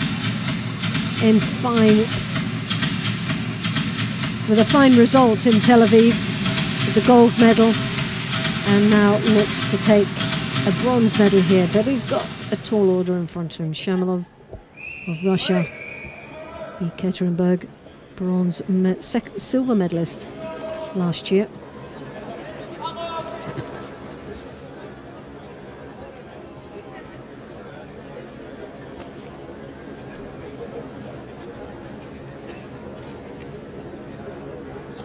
Strong grip there, as you can see.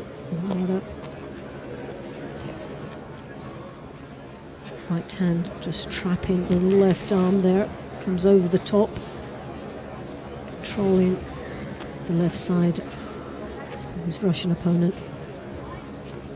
Gets that side skip, pulls in on that sleeve as well to get the reaction he's looking for. Has that lovely little spin that we've seen, but there you have Shamilov coming in. An attack, taking feet from under Lombardo. He rescues it quite well.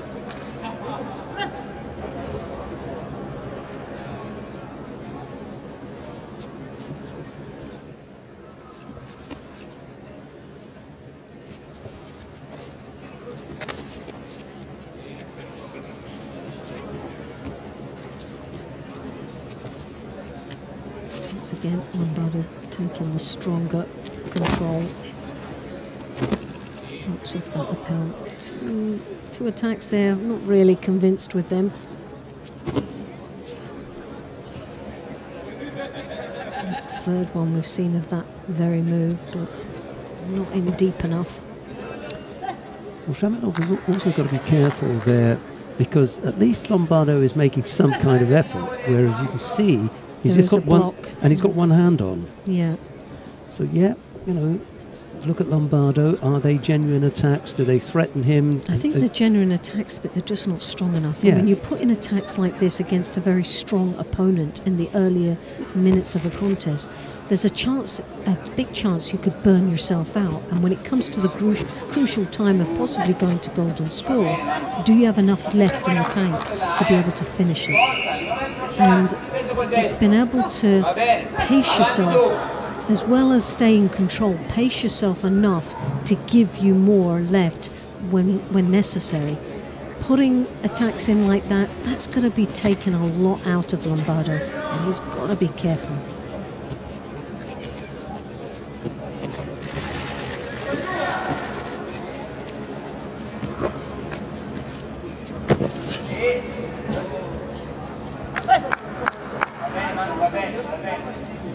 He might not be doing, he's got one Shido, but he's breaking down, he's powering down Lombardo. He's allowing him to make these movements, but he's not really giving him too much. He's playing a game here with him. Although I'm not the biggest fans of this Italian, I think this Russian he's a little bit more clever. Power he's generating, he's drawing the Italian in. That takes energy to be able to do that. That's not easy. With over a minute left to go, just that single Shido that Loretta mentioned, picked up by Shamilov.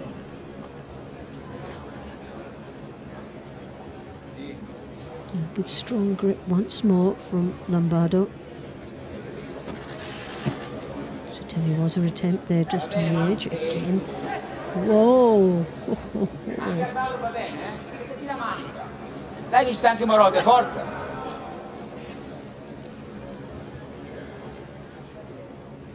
He seems to still have a little bit more in the tank. The feet are bouncing. He's looking to engage once more. He gets that grip. Steps in for what looks to be the Uchimata attempt, but we know he spins right underneath his opponent. Shamanov really hasn't done too much. He's got a very controlling lifeline there, as you can see, with the hand on the lapel, the left hand on the right lapel. Hooks him with the Ouchigari, then follows through. Doesn't continue to engage in the Niwaza.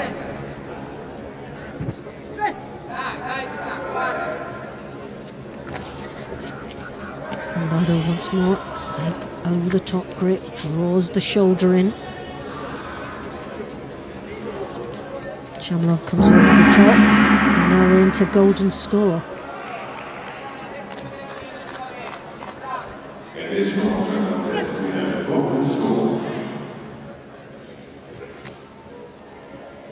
Now this is going to be the real test. Condition will play a major factor here. Tominagi.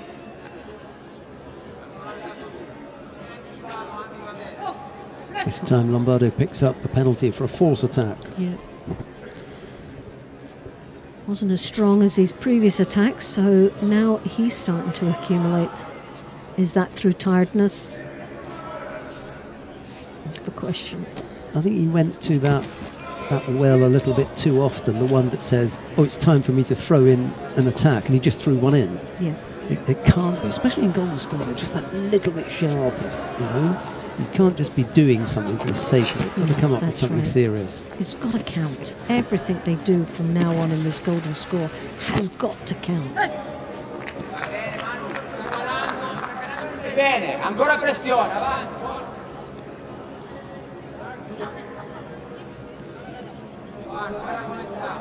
Both athletes are once more asked to tidy up. We've seen a lot of this, haven't we? The referees asking the athletes to tidy up.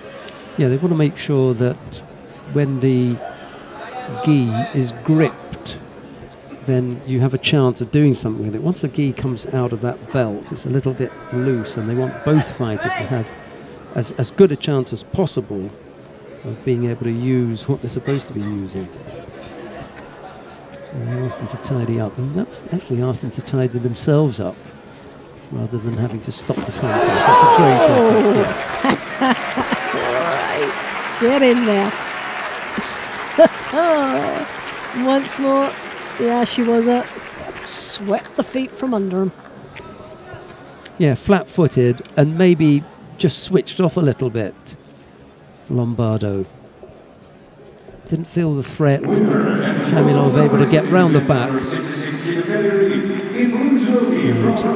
bring his man down.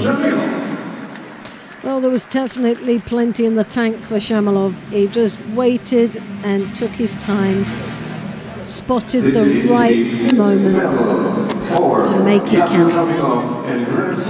Clever, clever little fighter. Just have a look at the position that Lombardo's in here. He's on his heels, you know, leaning back when Shamilov gets round the back and brings him down.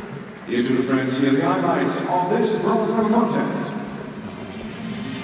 Closer to get. Oh. And he sort of more or less showed the upper body as a forward attack and switched it from right behind. Upper body went one way, legs went behind. Yeah, his weight's going backwards because he feels that initial movement. Yeah, it was a show for the front with the shoulder, chest in front, switched it back. Beautiful switch.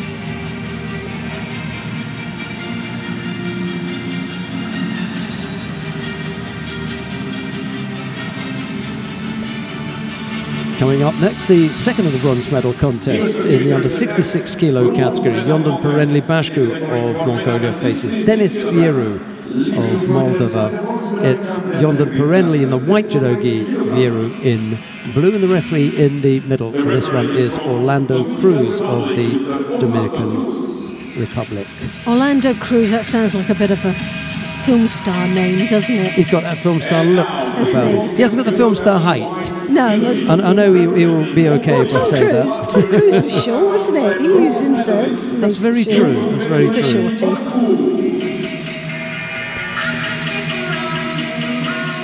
In blue, representing Moldova, winner of Paris Grand Slam this year, Denis Vieru. What an introduction. Winner of the Paris Grand Slam. Wow.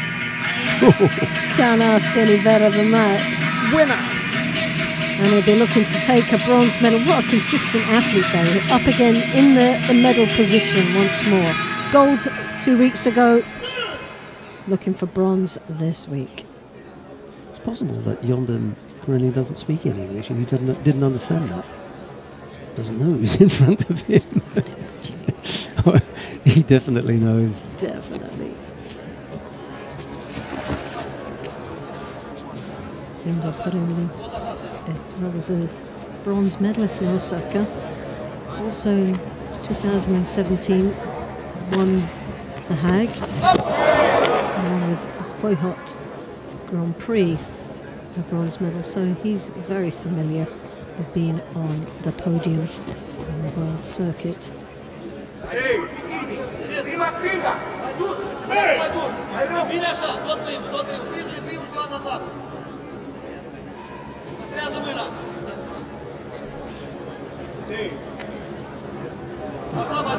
Slip there. I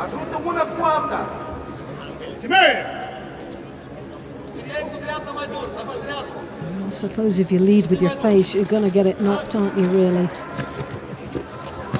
Mongolian come through, arms right under the armpit there, trying to draw his opponent up onto his toes.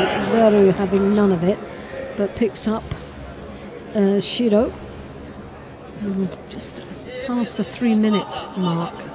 Still a long way to go, and already starting to accumulate these Shidos. Not a good sign.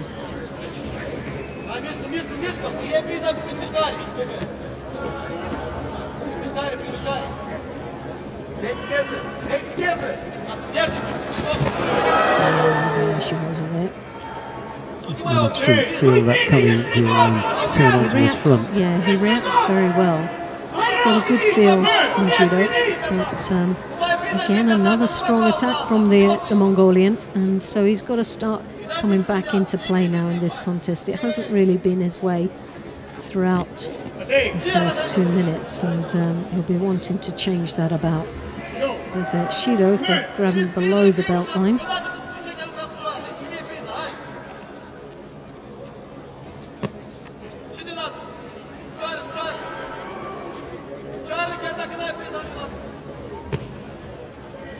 Mongolian once more, pitches round the back of the arms. Oh, lovely Ouchigari. Mongolian span out of that, but again, 1 for 1 now. 2 very strong attacks. Both of Ouchigari.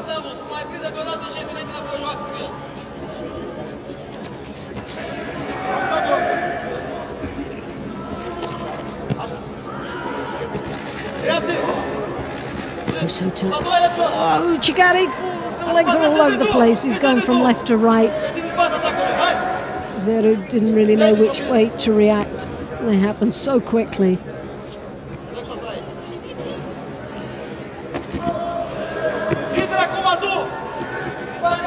Ouchigari once more. So a couple of them. That was a major threat. Veru defending as much as he can, but he's going to pick up a Shido for that defensive action.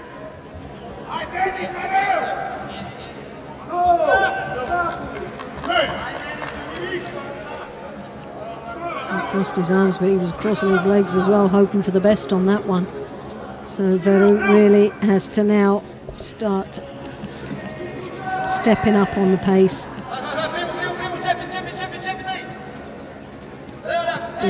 For me, the Mongolian all the way from the start to this last minute. Once again, Mongolian uses the feet nicely, stumbles Veru. At the moment just seems to have a very strong sleeve grip, but no more. And this could be a Judo apiece, I think.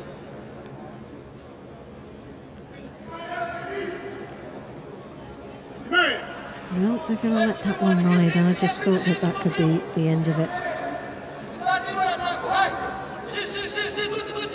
Into the last 30 seconds now. Jordan Pirelli has picked up just the single Judo, Hero 2.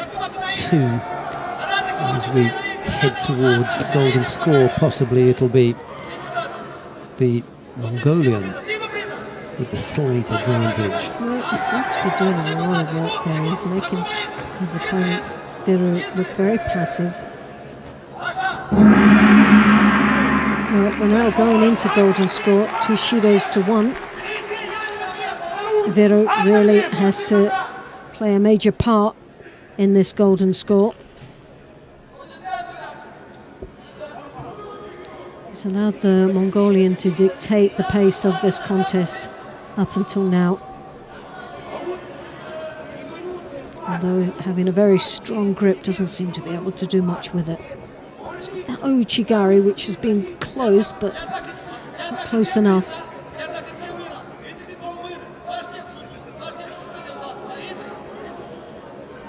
The Mongolian's looking for air from his toes, the way he's breathing quite heavily there. It looks as if he's done.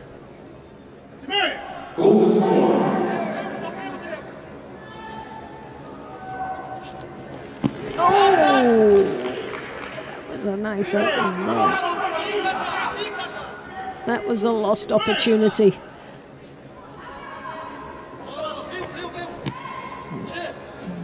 Moldovan had his chance there. I think he blew it on that one. Icon grip, drawing the head down on each other. They're trying to get the reaction of the head coming up so they can skip through the Oso Tagari. Oh! Yes! What a throw! Goodness me. Well, Veru came in for the Oso Tagari and he paid the price for it. It was a huge effort from Veru, but it was an even bigger counter from Jordan Pirelli. Gosh, that was brilliant. Well, credit to Veru for having a go with only half a minute of golden score gone. He thought, I'm going to finish this now. He put everything into that Oso. He was just reaching a little bit too far, I think. Jordan Pirelli had the chance to block that and then pick him up and bury him. But that's the risk you take when you're 2 Judos down. You've got to open up. Go. And it was looking, they started off with that head-to-head. They started to grapple in with the body positioning's been at a right angle. And he's like, here I come. Oso Tagari gets the lift, the big beautifully done.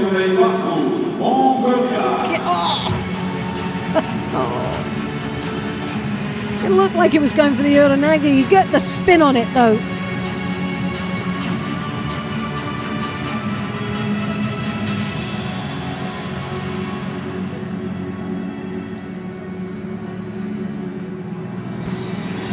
Nice, no argument with that, is there? A huge smile on Mr. Uemura's face in the background. He liked that. Right, we've got a final now to bring you. It's the final of the under 66 kilo category. Maruyama Joshiro of Japan faces Kim Lim-wan of the Republic of Korea. Maruyama in the white judogi, Kim in blue. The referee in the middle for this one is Jefferson da Roca Vieira of Brazil. Here's Loretta. Thank you. Well, the number 1 seed there in pole position. And obviously the big hope. But for me, there's a little bit, even though he is the underdog coming in to this final, Kim of Korea has showed sort of glimmers of excellence here today. So, not a young man to write off here in this final. Yeah, Loretta's right. He's shown some nice judo today. He's got good movement. I like the look of him. He's got good spirit as well. Tactically, he's just like all the Koreans, really, really tactically astute. The difficulty for him is Maruyama's throwing skills. Oh, yeah. Can he keep him out? For me, keeping him out is just prolonging what could be, but coming in first and being more gutsier, I think, is most probably the approach that you should take. I'm always a great believer, if you're hitting him first, he's only going to have to defend it or react and counter it. So if you're going to hit him hard, make sure it counts. Be first about it. It's an all or nothing for Kim. He's up against the #1 seed, a phenomenal athlete that on paper would say, yeah, we'll walk this, but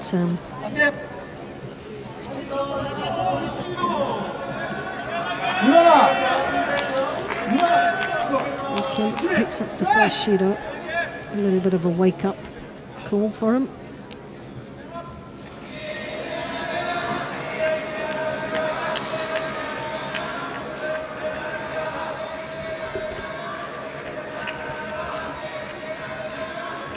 Maruyama trying desperately to get his grip. Kim making sure that he keeps his distance, but also keeps control. Gosh, you got him out. Caught him very nicely there. Oh,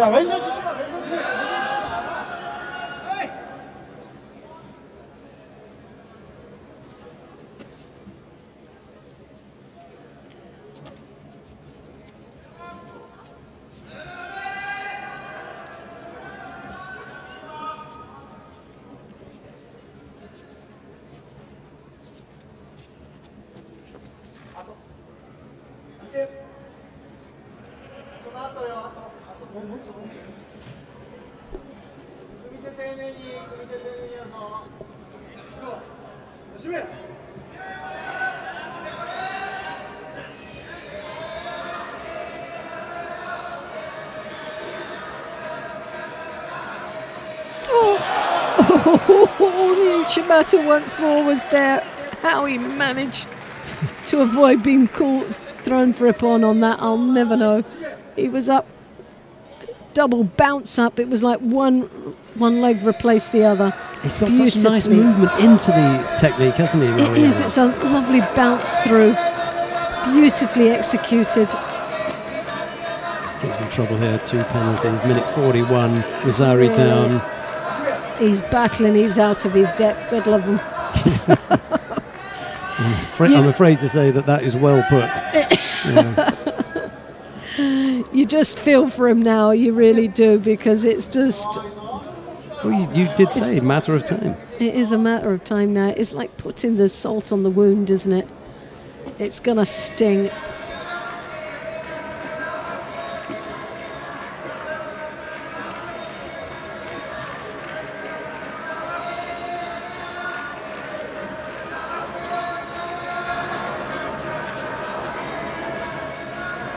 Come on, Kim, that's all you want to say. Come on, give it your all, son.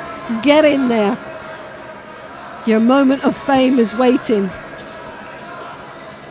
It seems like it's just a moment of time for Maruyama.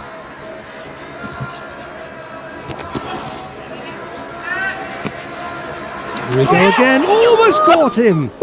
That was close. Oh. Hey, goodness me. He almost sidestepped that.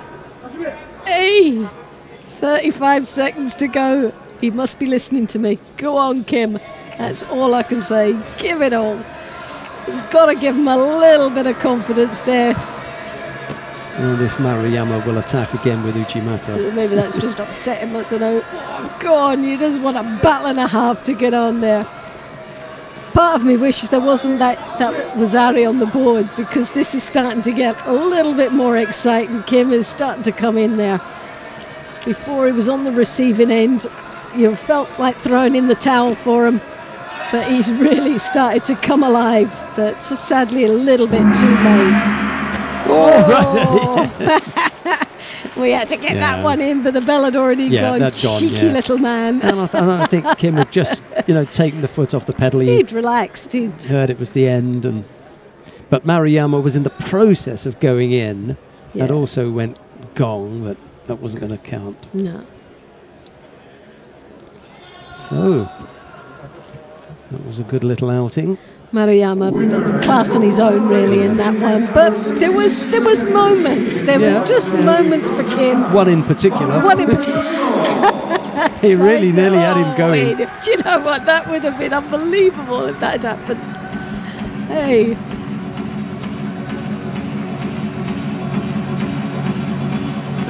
Well, once again, a good day at the office with only one little scary moment. Just one tiny scary moment. Yeah.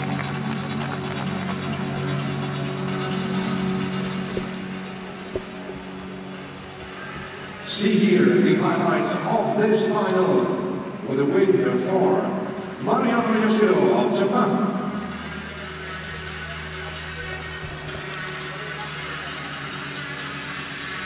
Second Grand Slam gold medal for Maruyama. 5 Grand Slams in total, 4 medals, 2 gold, 2 silver. That's not bad, is it? And he threw the World Masters in there at the end of last year as well. There you go. Right, we come now to the awarding ceremony for the women in the under 52 kilo category. The medals are being presented by the head sport director of the International Judo Federation, Mr. Vladimir Barta. The bronze medals go first of all to Maeda Chishima of Japan. There's a silver medal for Odette Giuffrida of Italy. Silver medalist representing Mongolia, Silver medal goes to Lagvasirin Sosobaram of Mongolia. Gold medalist representing Kosovo, Malinda Kelmendi. The gold medal goes to Malinda Kelmendi of Kosovo. Prize money and the mascots will be presented by Vice President of the Northern Rhine-Westphalia Federal Sports Association. Das Preisgeld und die Maskottchen werden überreicht von der Vizepräsidentin des Landessportbundes Nordrhein-Westfalen, Frau Michaela Engmeier.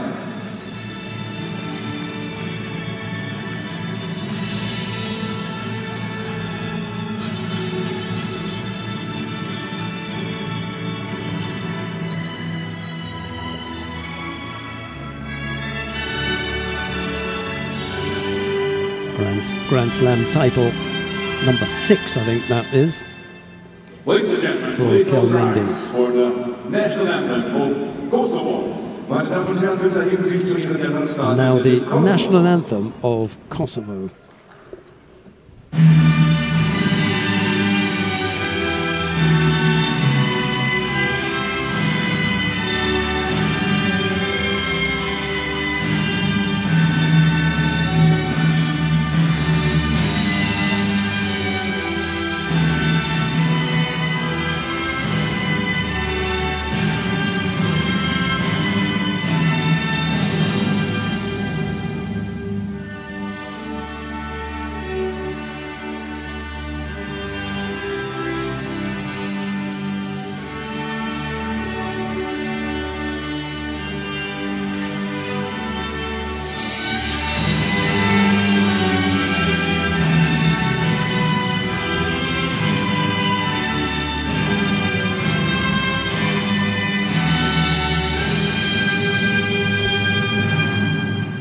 Thank you very much.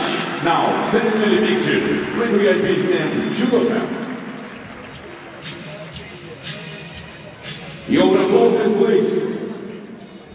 Liebe Freunde, euer Applaus für die Medaillengewinnung, bitte. Maeda and Giuffrida were the bronze medalists. Lagvasuren took the silver. It was Kelmendi to take the gold medal.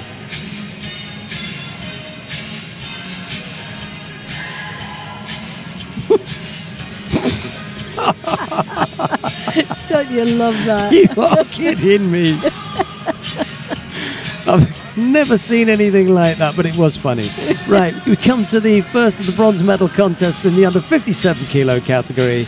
Anna Borowska of Poland faces Dortzerin Sumia of Mongolia. Borowska in the white judogi, Dortzerin in blue. It's always good to have a little bit of fun. Oh, definitely. Referee in the middle for this one is Mathieu Bataille of France. Here is Loretta Kusak-Doyle.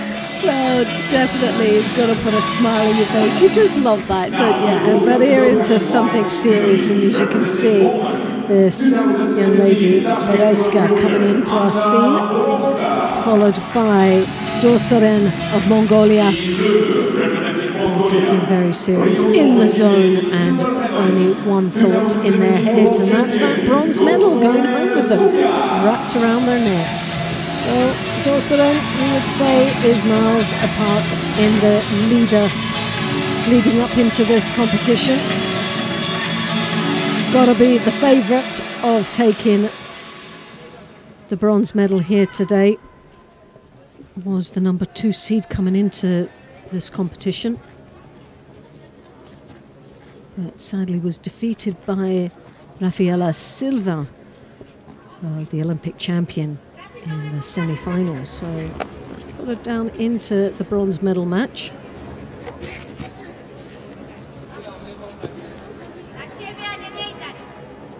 Borowska was defeated in the quarter-final against Teresa Stoll, who then went on to losing to Yoshida in the semi-finals. Both had some very impressive rounds throughout the day. But Dortzerin, I think, is going to capitalise here in the Niwaza.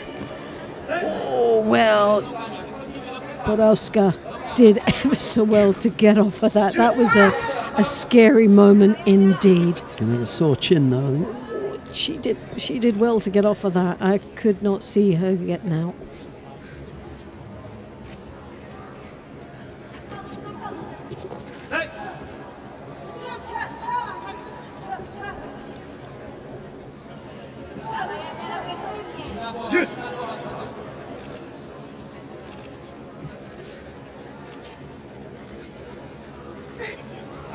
Dortzerin in her own right, world champion, masters champion.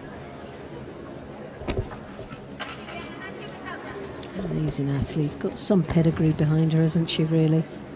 Yeah, whenever the medals are there at the big events, she's around. She's amongst as them, you say, isn't she? World Championship medal, at the Masters, Olympic Games. She's had them. This is a young lady from Poland, Borowska, who's junior European champion back in 2014. But in Tashkent took the gold medal in the Grand Prix in 2017. That's a good result. So that was a good result. So she's very familiar to playing her part and picking up some of these vital world-class points. And she's given a good account of herself here against a very tough opponent. And the Polish have got a few fighters at under 57 kilos that they're having to deal with. Julia Kowalczyk was here earlier on. We didn't see Aleta Podolak, who went to the Olympic Games for them in 2016. She's not completely out of the frame as yet, but appears to be struggling a little bit. So, good weight category for them. Seem to produce some really strong middleweights, don't they, the Polish athletes?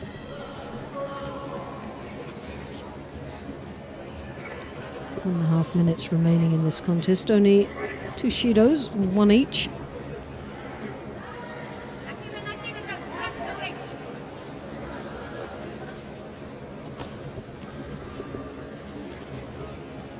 Dortzerin desperately trying to get a little bit more movement flowing there on the edge of the contest area. Borowska attempting the Sianagi.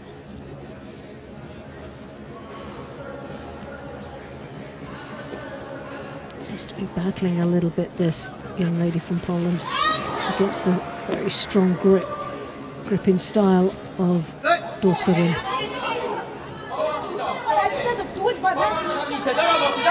Coach, Mongolian coach, advising a little bit more movement, trying to create a little bit more space for entering into the Seoinage.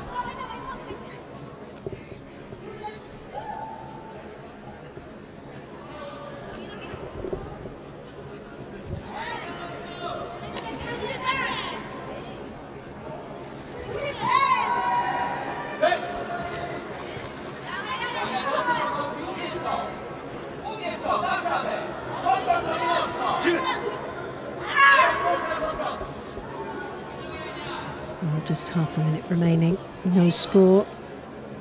Well, I wouldn't have thought it would have gone right to time.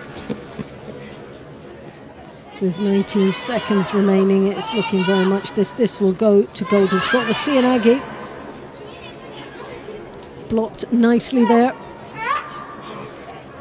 But Dorsarin, but has she got it under the chin? Oh yeah, she's got it under the chin. Yeah. Well, she had it across the chin for a split second, but while trying to alert the referee, ended up going under the chin. So, but well transitioned, Dorsarin takes the bronze medal for Mongolia.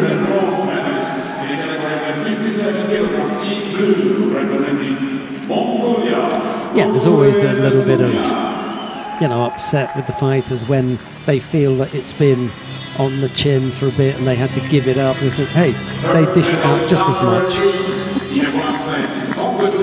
It's a contact sport, and from time to time the contact is a little bit rough. That's right. Dorsarin Sumio it is who takes that bronze medal. These are the highlights, dear friends.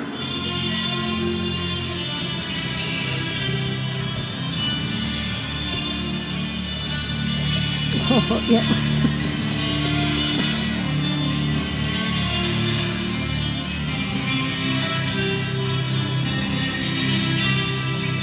It's difficult to tell from there.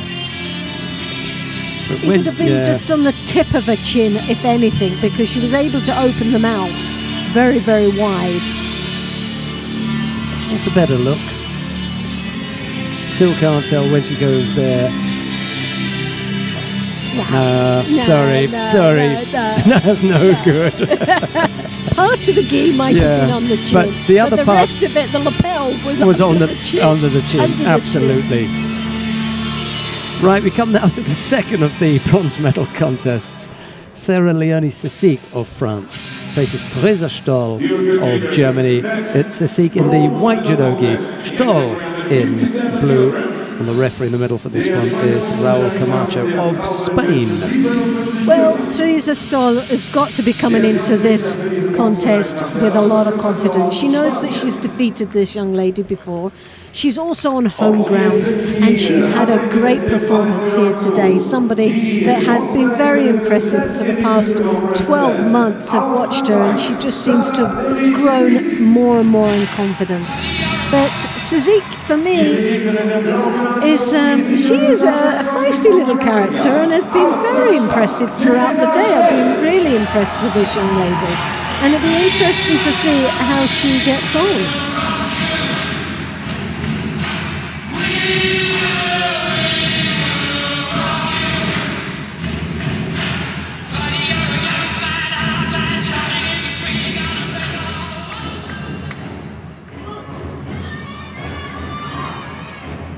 Can still hear like the drumming noise, but that's the supporters here in Germany. Oh!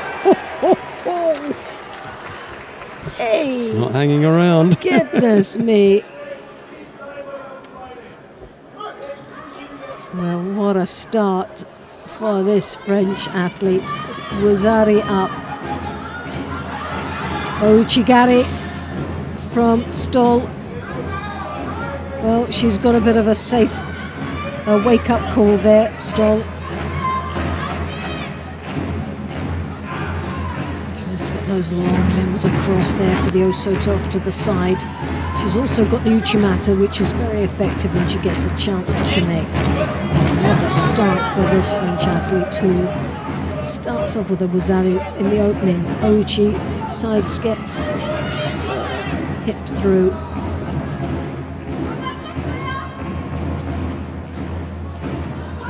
Stoll has to weather the storm here, I think. She has to calm this down a little bit and compose herself. That was a very scary moment for her, and will have knocked her confidence a little bit into this bronze medal contest. Definitely has built the confidence up of the French girl, there's no doubt about it, as she struts her way back to the centre of the contest area.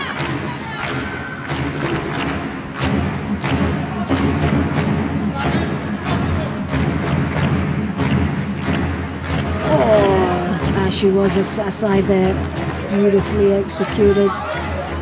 Marches once more back to the centre. She's a little beast out there. She's a real powerhouse. Stoll getting very frustrated, tries to throw that right arm over the top, connecting on the lapel. She shouldn't really, because there's plenty of time left. She's you need to just have a look at the clock and just take a step back. You know, there's plenty of time there to get back in this. 2.5 minutes remaining. She's panicking already. She needs to compose herself here and just give herself a little bit of time. She's racing onto her, which is going to create more opportunities for her opponent.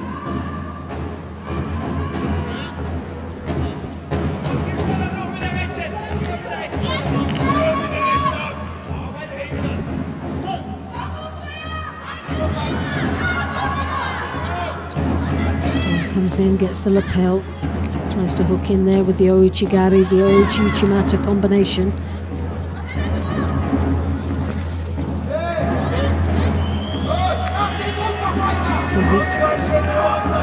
Just keeping her composure there, not ruffled at all, controlling this contest quite nicely. Osota dropped through.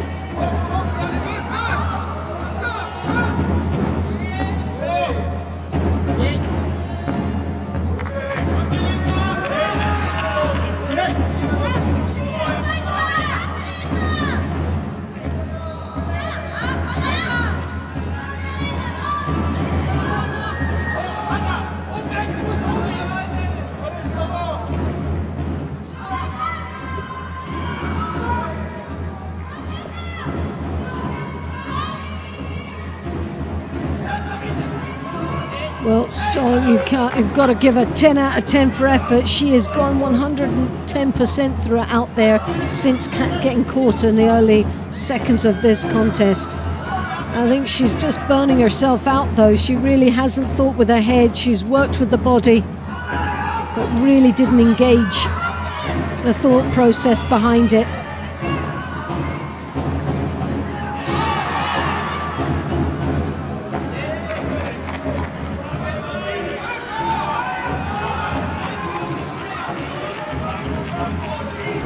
So with 1 minute remaining, Suzuki still with the Wazari, still controlling this contest, and the desperate look of Stoll.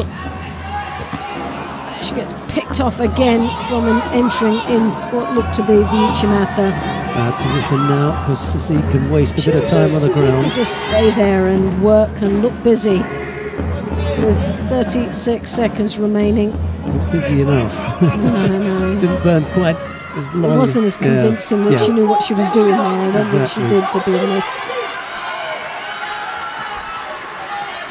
Oh, another hip throw there. Walked onto that, just didn't have the upper body control. Well, this young lady from France is definitely a dangerous wee thing. Quick look at the clock. Look at that, have a wee look. I don't know what I'm doing, but I'm going to have a look at the clock anyway. I'm in a good position.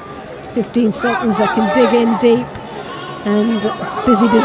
This is all it's about. And Stoll looking up as if to say, look, she's doing nothing. But yeah, she's doing what she should be doing. Absolutely. And that's tactically paying this game. There's no penalties. There's one now, as she knows. Yes. Well, that was a great win for Suzy. She could have burned another Shido there and still been comfortably She worked that match right from the beginning. She dominated it throughout.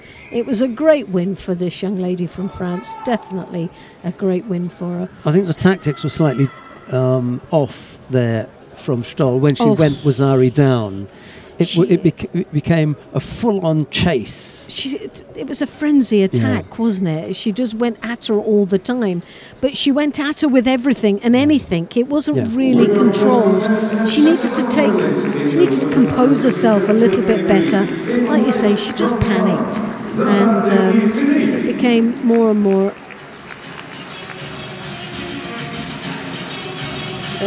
definitely a good win there. A happy little lady going off the tatami. Their coach, Olympic champion. Couldn't ask for a better coach on the mat, could you really? Die Highlights des Kurzgehaltkampfes auf dem Videoscreen. See the highlights of this World Cup contest on the screen.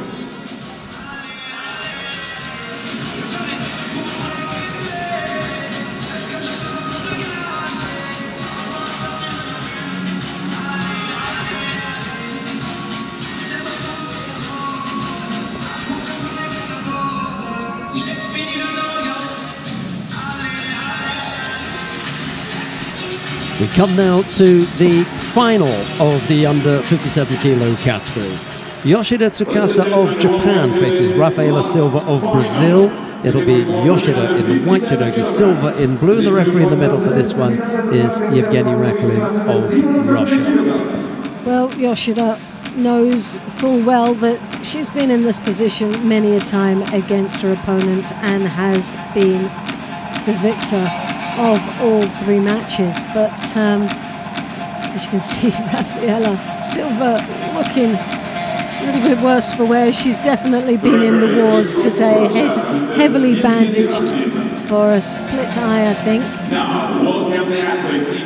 The world champion, the Olympic champion. What a lineup in this weight category. What a way to end the day then. Great. Couldn't ask for anything better, could you really?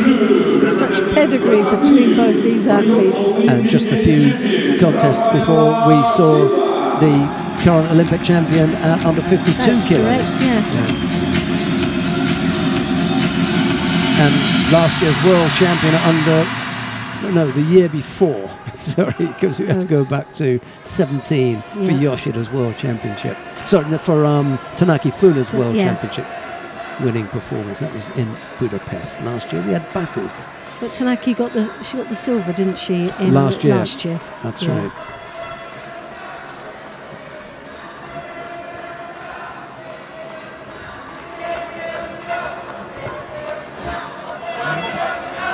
Silva throws that arm over the back, connects with the belt. Looked like it frightened the life out of Yoshida there. She had a quick look behind her, see where she was. I don't think she expected her to be able to reach so deep into the belt. There, you've got it once more, she shows it. Yoshida comes under her opponent. Tsunagi then follows it through with what looked an attempt of the Ochi, now the Oso Tagari. What a repertoire of techniques that she has, one after the other. Keep coming, keep it busy. Yeah.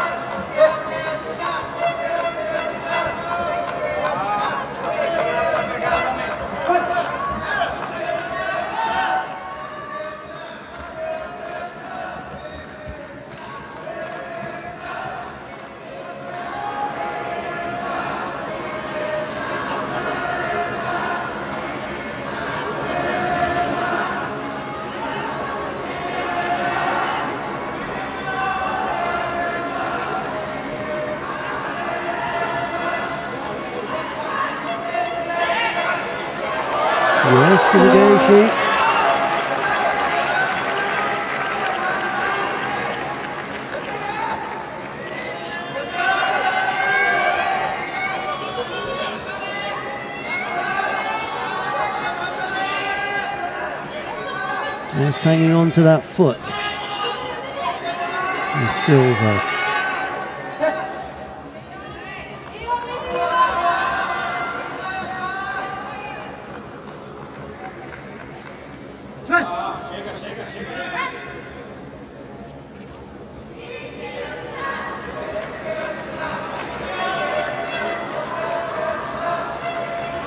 gold band on that back patch signifies the Olympic champion, and the red band the world champion. So there you have it.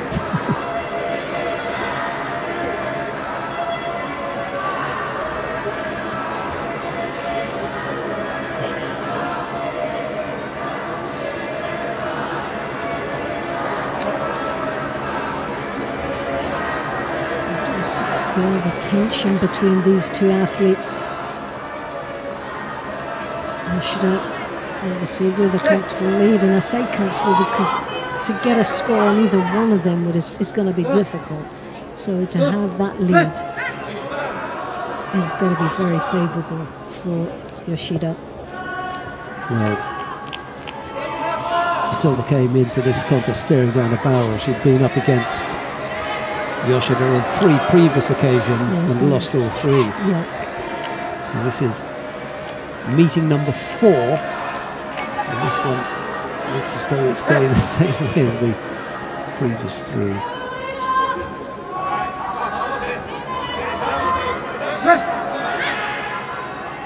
So we're into the last minute now. The last contest of today's performances. Uchimata, high collar grip.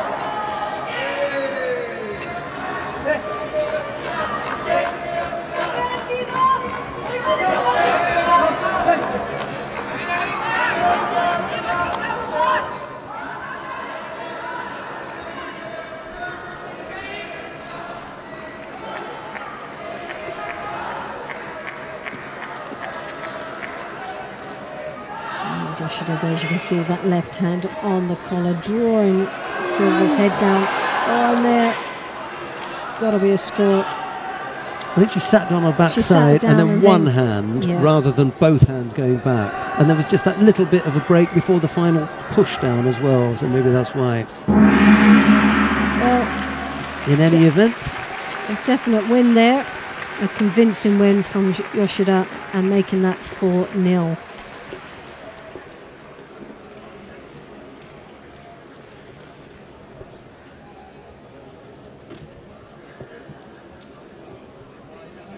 Winner and gold medalist in the category under 57 kilograms in white, representing Japan, Yoshida Tsukasa is the gold medal winner in the under 57 kilo category.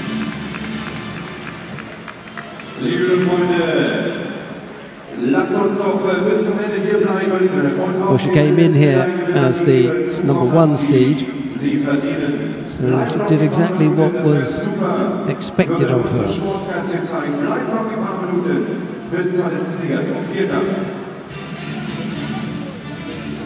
Dear friends, this is gold medal number 7 in a Grand Slam for world champion Yoshida Tsukasa, Japan. The Olympic champion of Brazil, Rafaela Silva, takes silver medal. Right, well, we've got 2 awarding ceremonies to come, plus a bit of a highlights package, so don't go anywhere yet.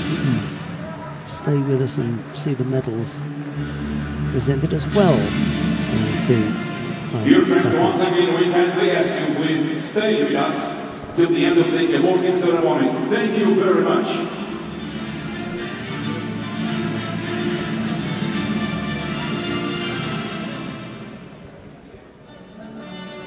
Dear friends, the medal awarding ceremony for men under 66 kilograms.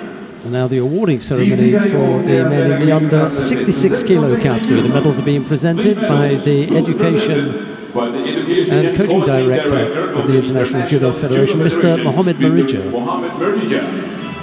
Bronze medalists are representing Mongolia. The first of the bronze medals goes to Yondan Perenli Bashku of Mongolia.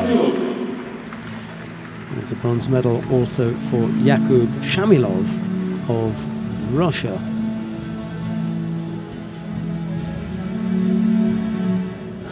The silver medal goes to Kim Lin Wan of the Republic of Korea. The gold medal goes to Maruyama Joshiro of Japan.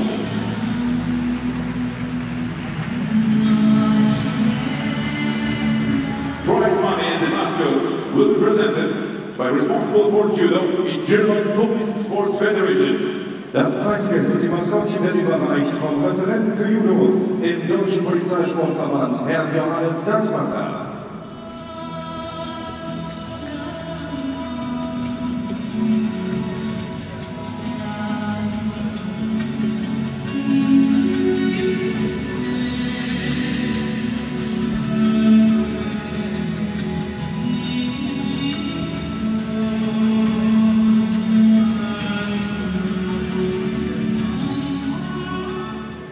Ladies and gentlemen, please rise for the national anthem of Japan. The national anthem of Japan.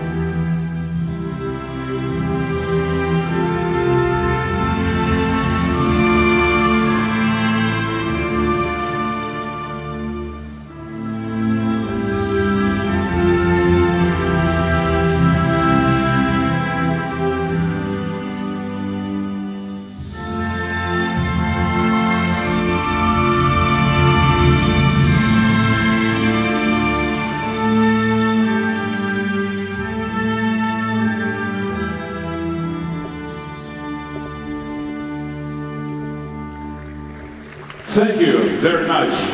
Now, family picture with the recent judoka. With the winning quartet and the VIPs, Yonder Perenli and Shamilov, Kim and Maruyama.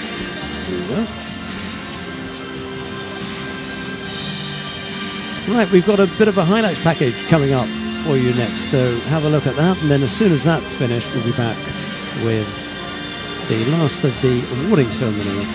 That'll be the under 57 kilo category.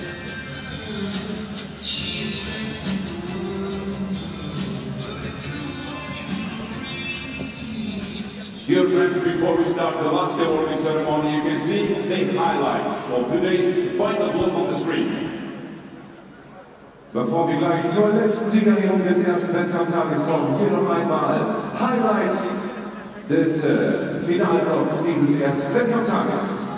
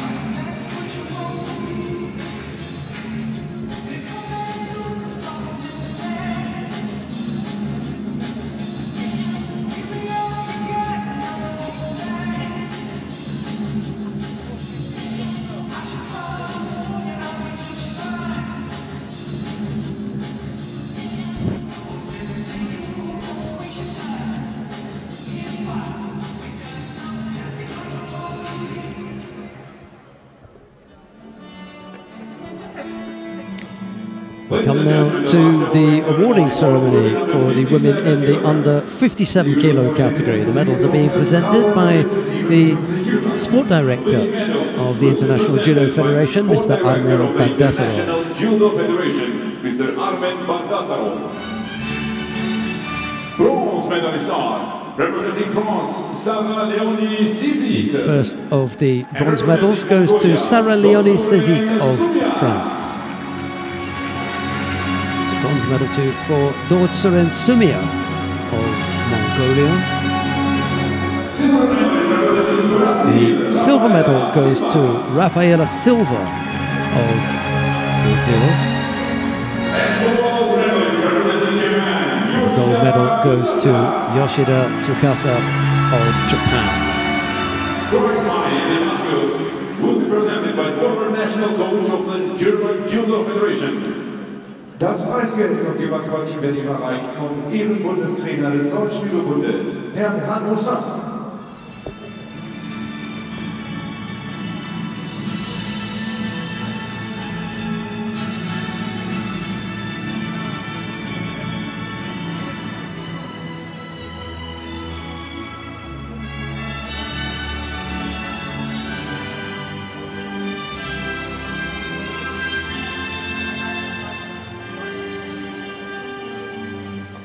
Ladies and gentlemen, national anthem of Japan. And now the national anthem of Japan.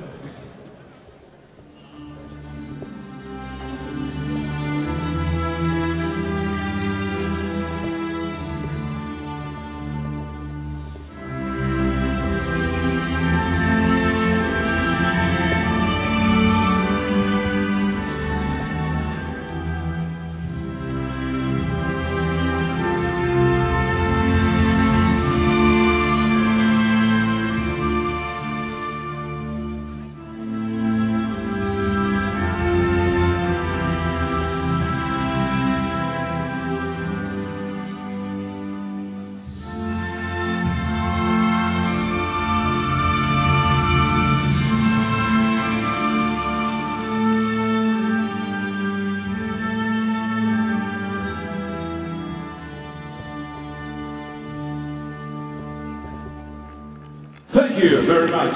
Now, family picture with VIPs. Right, time for a final photograph with the last of the medal winners for the day. In the under 57 kilo category, Sisik and Dortzerin were the bronze medalists. Silver took the silver, and it was Yoshida who took the gold medal. There were 4 gold medals for Japan on this opening day of competition. Kosovo snuck in there with one with Malinda Kelmendi. We've got 2 more days of competition. We'll see how that goes. But from everyone here in the broadcast team, myself and the Reta Kusak-Doyle, it's bye-bye for now. Bye-bye. Dear friends, this is the end of the first day of Düsseldorf Grand Slam 2019. Congratulations to the all medalists, to the all athletes. Dear spectators, thank you very much. Tomorrow will be the second day, and the preliminaries for tomorrow will start at 9 o'clock in the morning. Liebe Freunde, das war der erste Wettkampf.